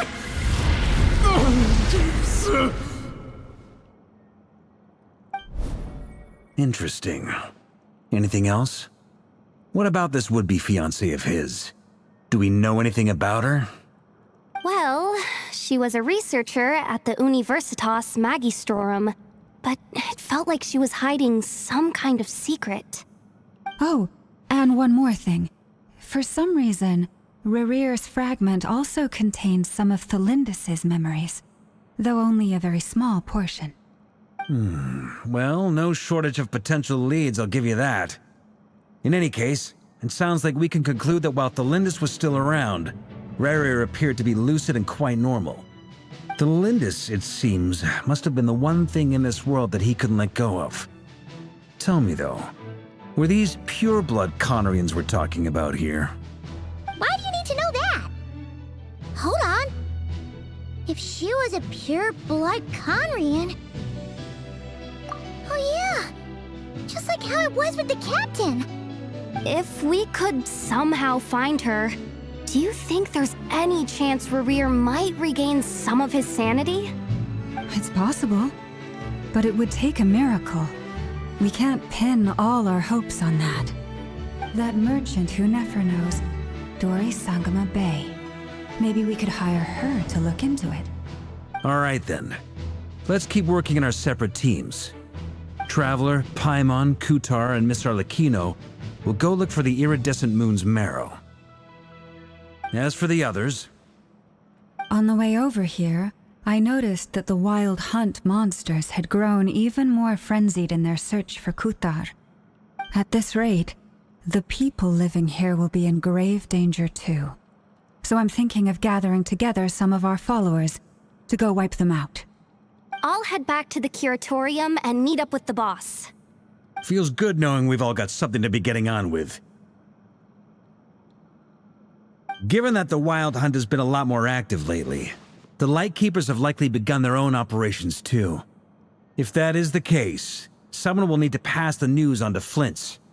I'll hold the fort for now, then discuss our next move with Flins, Aino, and Ineffa when they get back. Alright then. Well, the clock's ticking. If that's everything, we'll be on our way. We'd better get moving too. We'll try to buy you as much time as we can. Relax. Just do your thing. Now, I decided to call in some backup since things are getting so hairy. Our reinforcements should be here any minute now. Stay safe, everyone. Dismissed.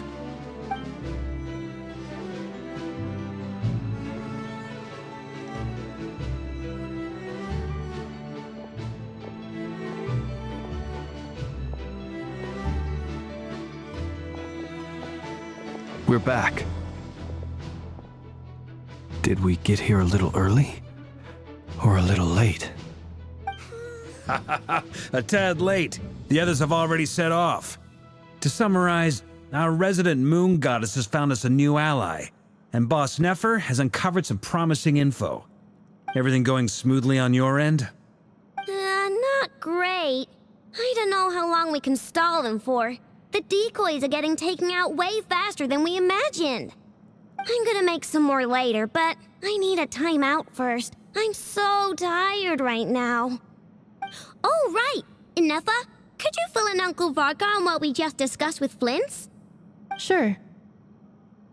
Uncle Varka, you previously told us about how when you went to investigate a source of the wild hunt in Amsvartnir, you discovered that it was just a diversion.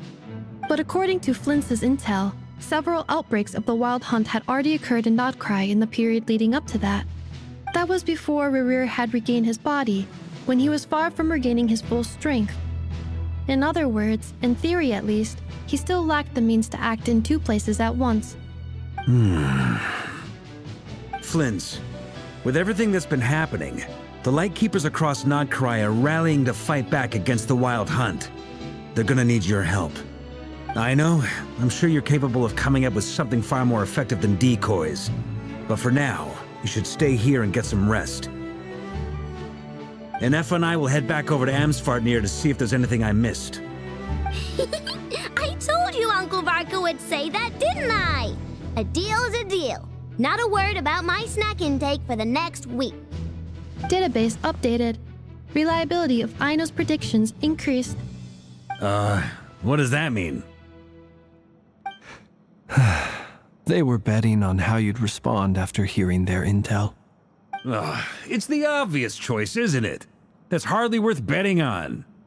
We already decided that Ineffa should go investigate the situation over at Amsvartnir on her own.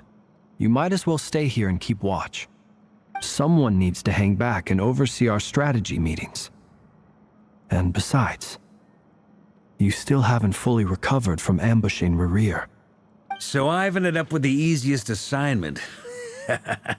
Well, I appreciate it, everyone. See you when you get back.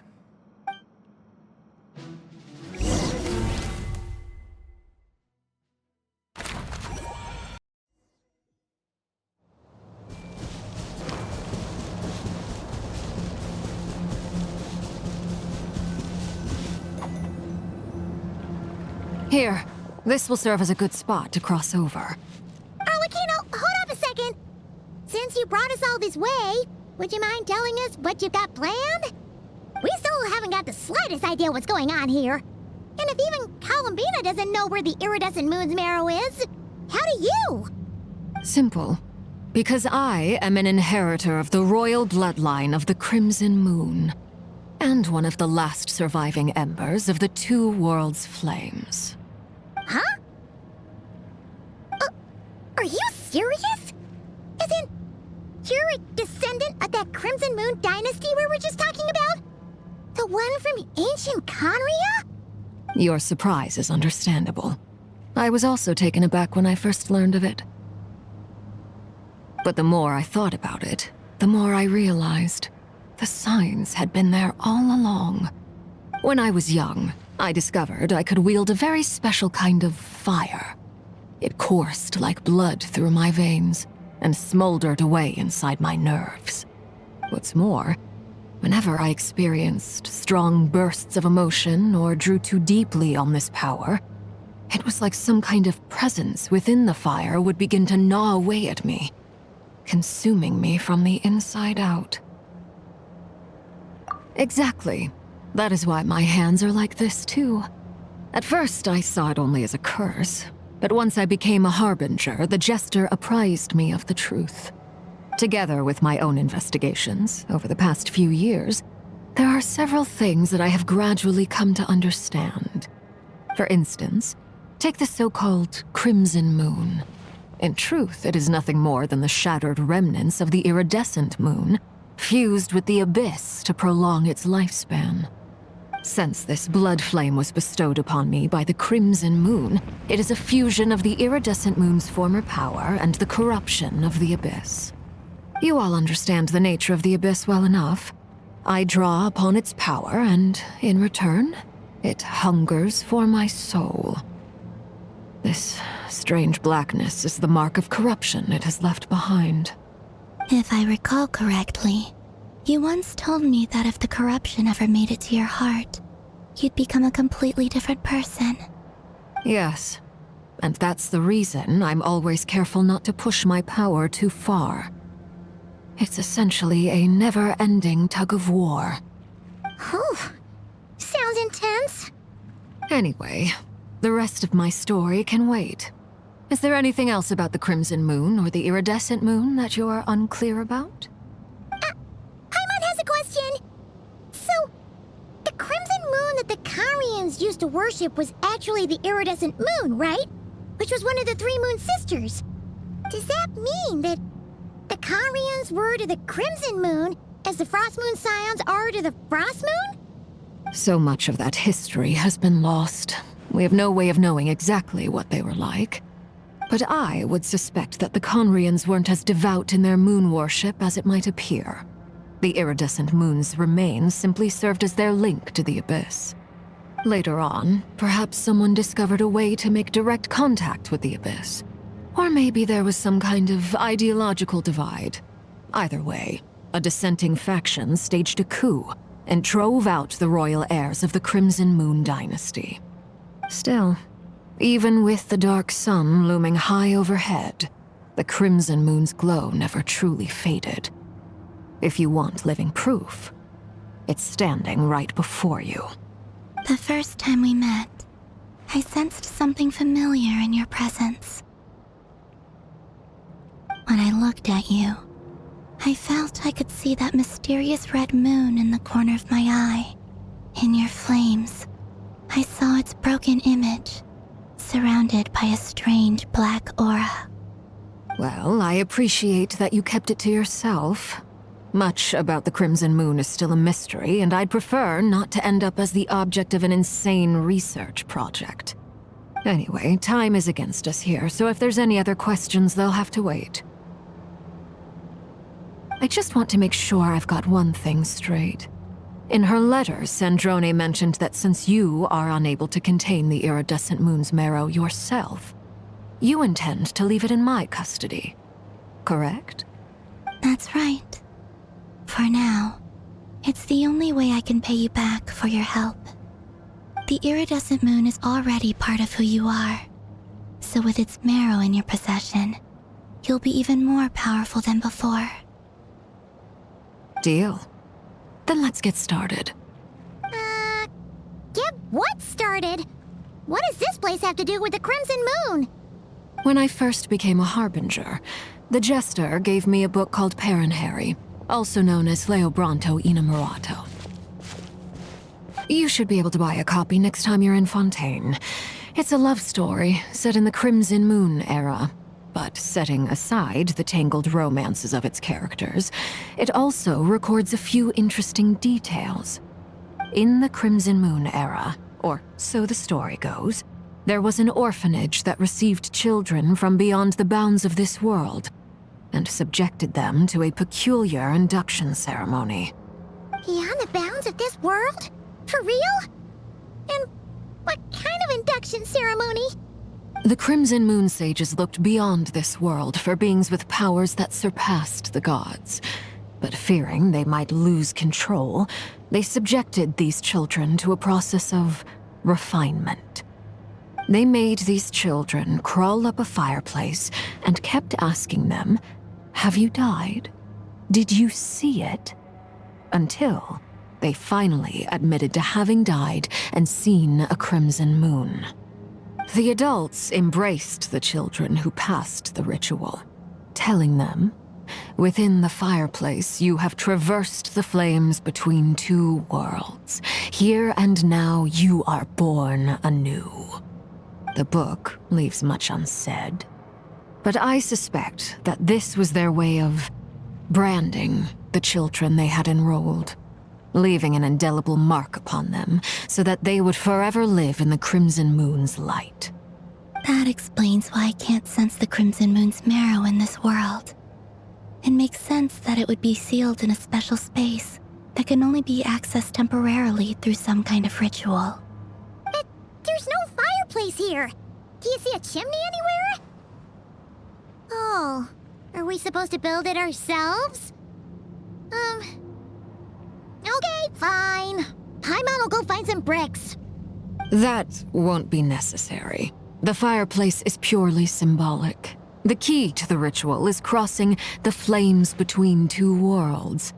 In other words, the flames that burn within me.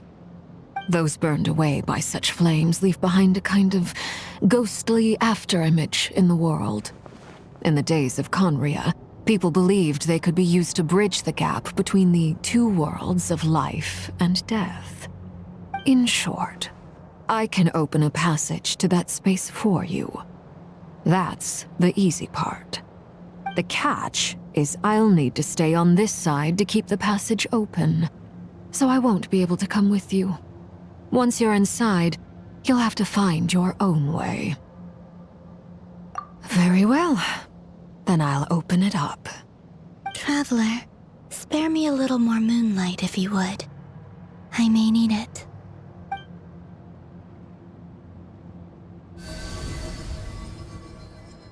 Thank you. I feel like I've recovered some of my strength now. It should be enough to move us across short distances and confront whatever dangers might await.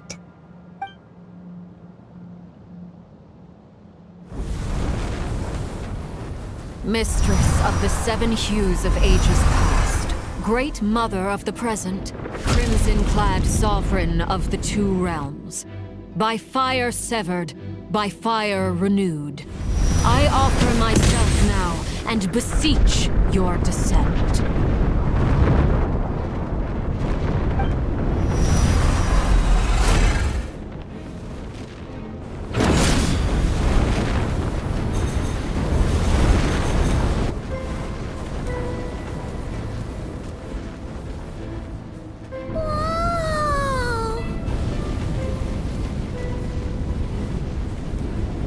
One word of advice. As you're crossing over, no matter what voices you hear, do not answer. Got it! I sense a sinister gloom inside, but also the familiar light of the moon. I feel that I am about to meet an old friend who has changed beyond all recognition. All right, let's go.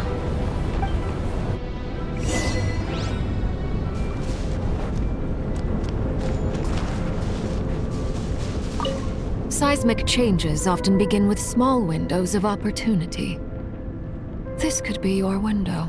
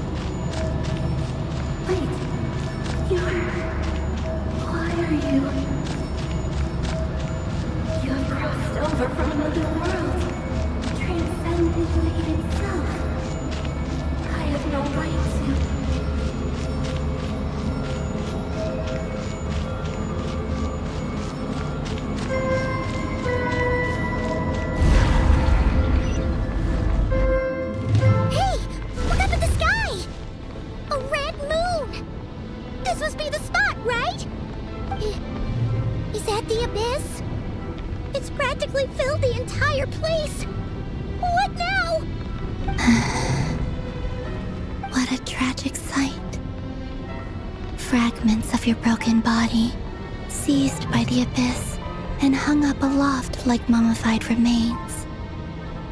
Iridescent moon, was this truly what you wished for? Careful! There's something spooky about this place. Feels like something is lurking in the fog. Paimon's right behind you. Whatever you do, don't run off without her.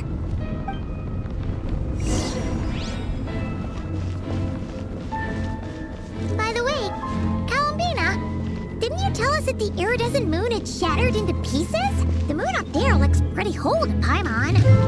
How is that possible?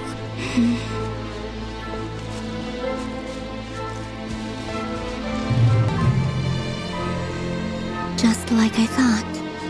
It was only a facade.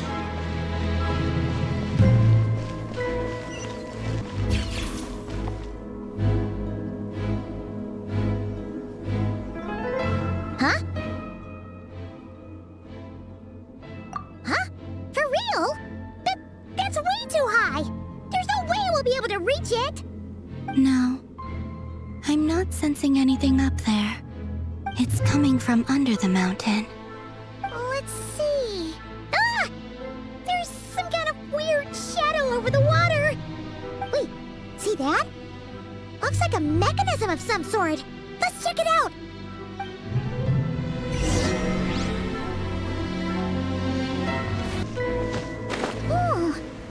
Looks like a device from the time of Kalia. Maybe people once came here to study the Crimson Moon's domain, and they left this behind. Oh, if we can activate it, we might find some clues.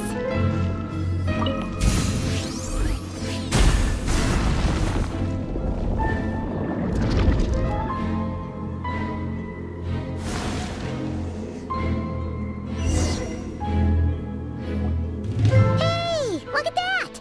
Now that the mechanism's running, the shadow in the water looks different. Do you think these mechanisms might be the key to unlocking the secret? Let's try to find more of them! Flins, we'll leave the rest of the research in your hands. We'll be heading back now.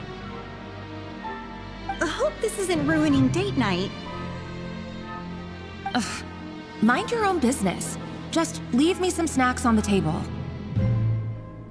Felindis? Is that Rerear's girlfriend? How come we're hearing her voice here?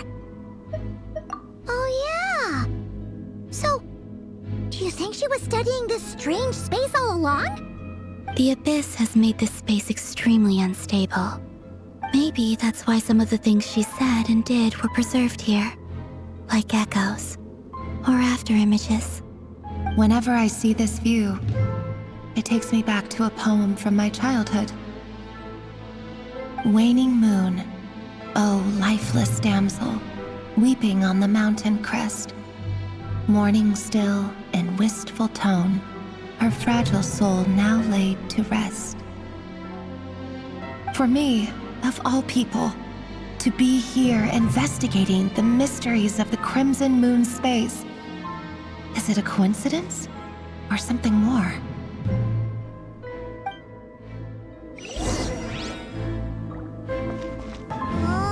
Looks like the Abyss has messed up this mechanism. We need to find a way to get it working again. Let's see if there are any other devices nearby.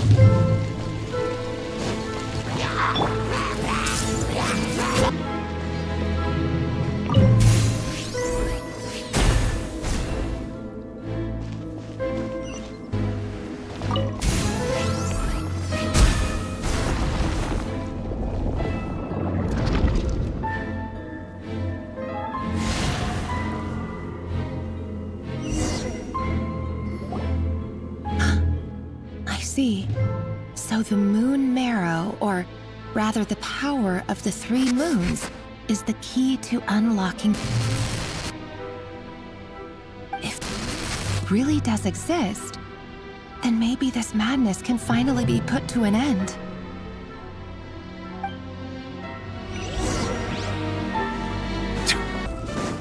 Take cover behind the rocks!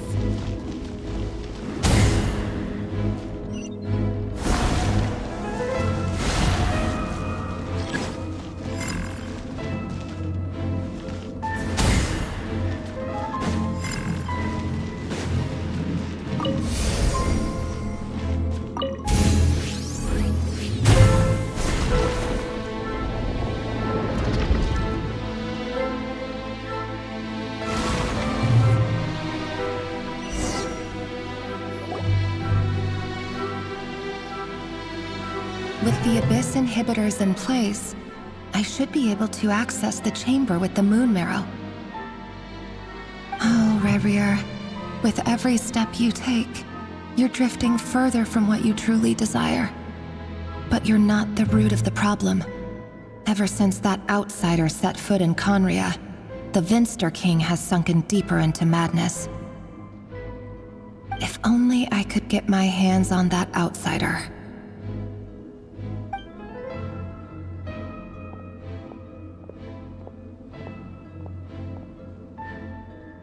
Hey look! The moon's reflection is back to normal! Lindis's voice mentioned a chamber with the moon marrow. Do you think maybe it's hidden in the moon's reflection? It must be. For within it, I sense the fragile aura of a dying soul. Then there's no time to lose! Let's go!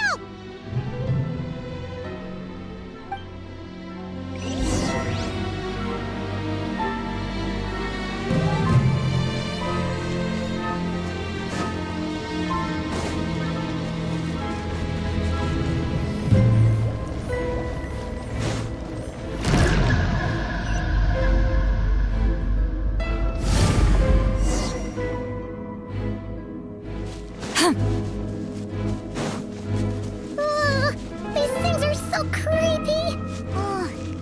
Looks like we'll have to destroy them if we want to get to the iridescent moon's marrow. That must be the iridescent moon's marrow!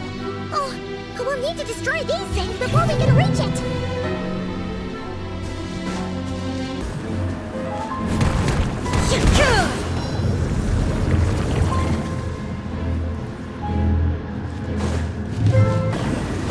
Hang in there! We're so close!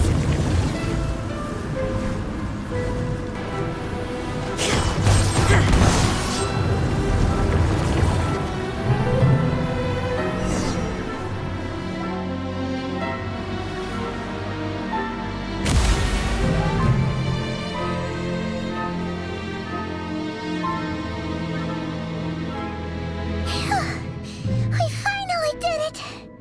The iridescent moon's marrow, still burning away like an undying flame, yet now contaminated by the Abyss. It has taken on a new form entirely.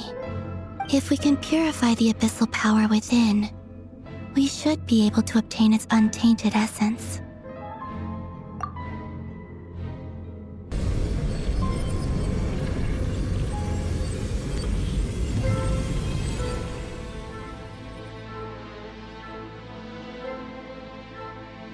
It's so cold.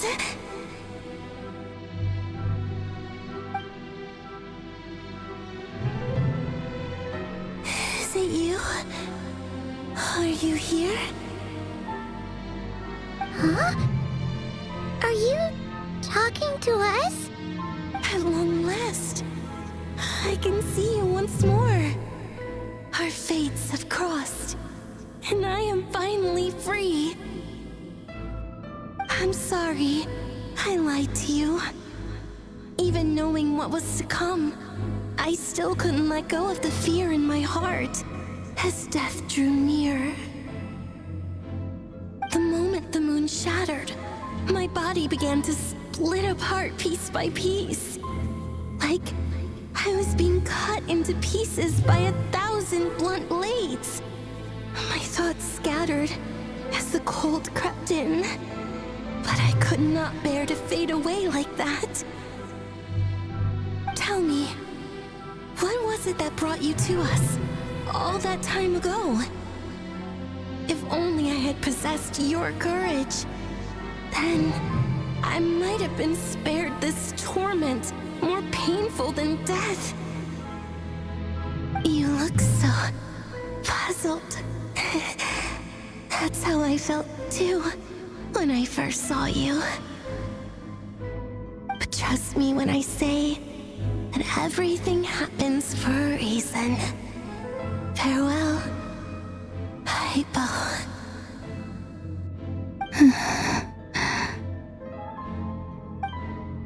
What was that all about?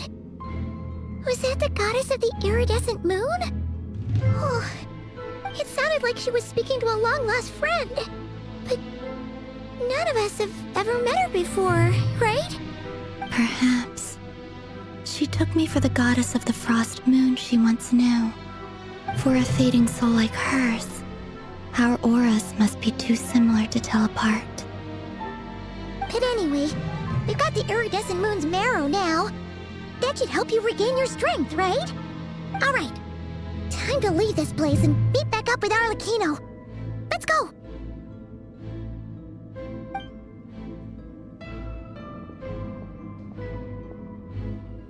That's odd. This place looks different than when we came in. Waning moon, oh lifeless damsel.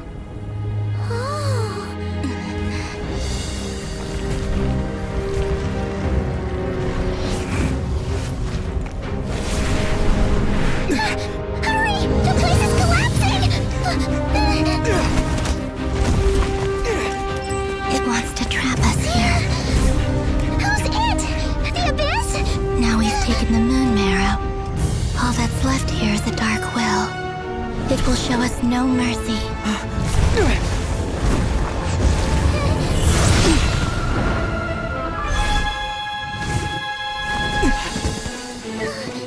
Give it back!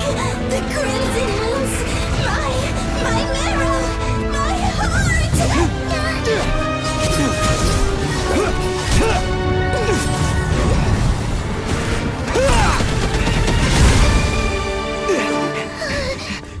Finally! Huh? Oh no! The exit's blocked! They're back! Now what do we do? This is where you fall. Witness my rise. What are you waiting for?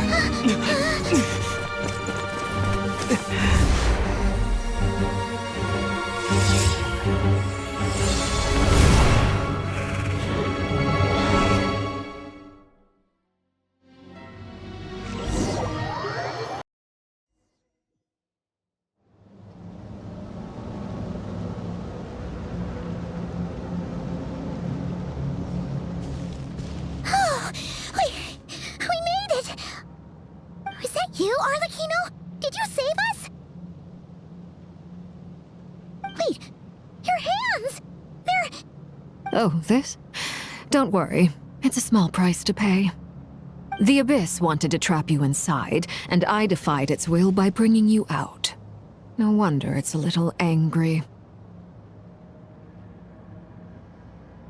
No.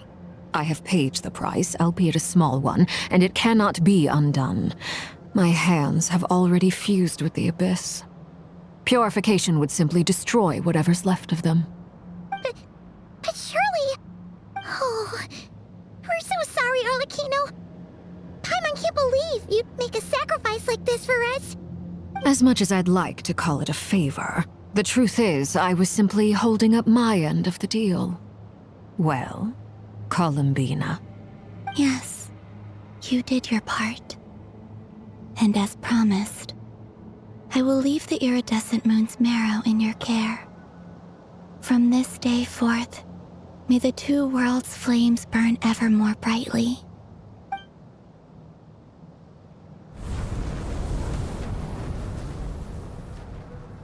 I'll take that as a blessing. Now, Columbina, give me your hand. Accept this moonlight I offer in return.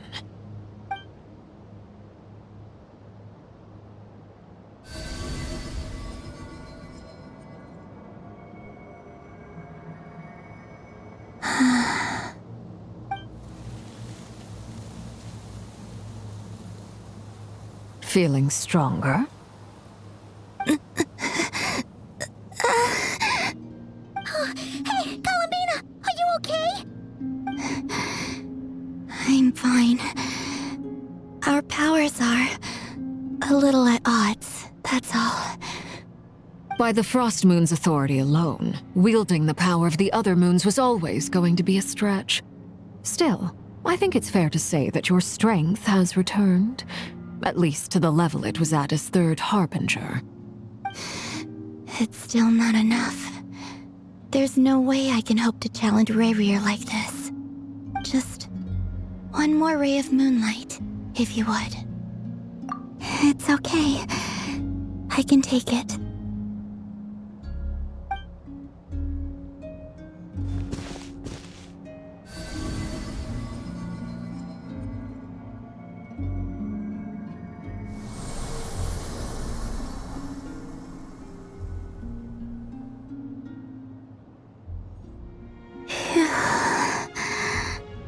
How about now?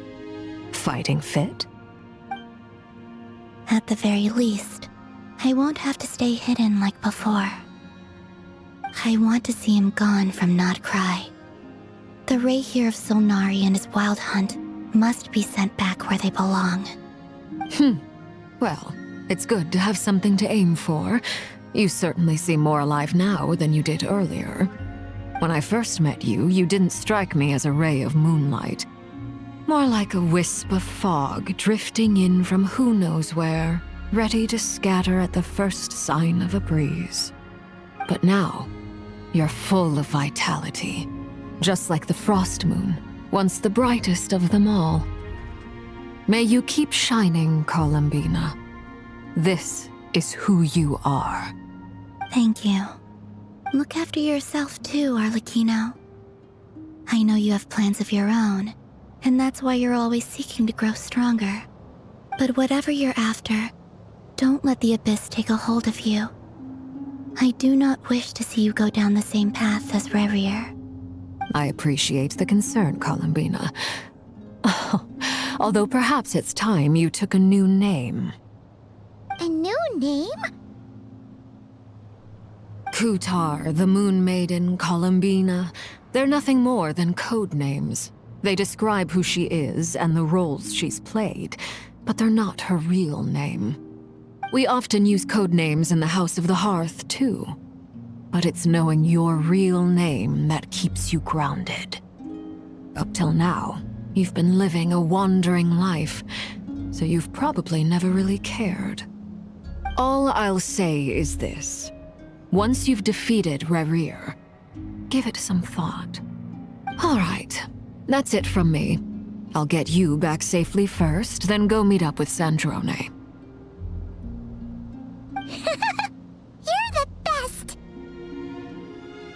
I appreciate the gesture. It speaks to your good character. Anyway, let's get going. There are more urgent things to do right now than trade compliments.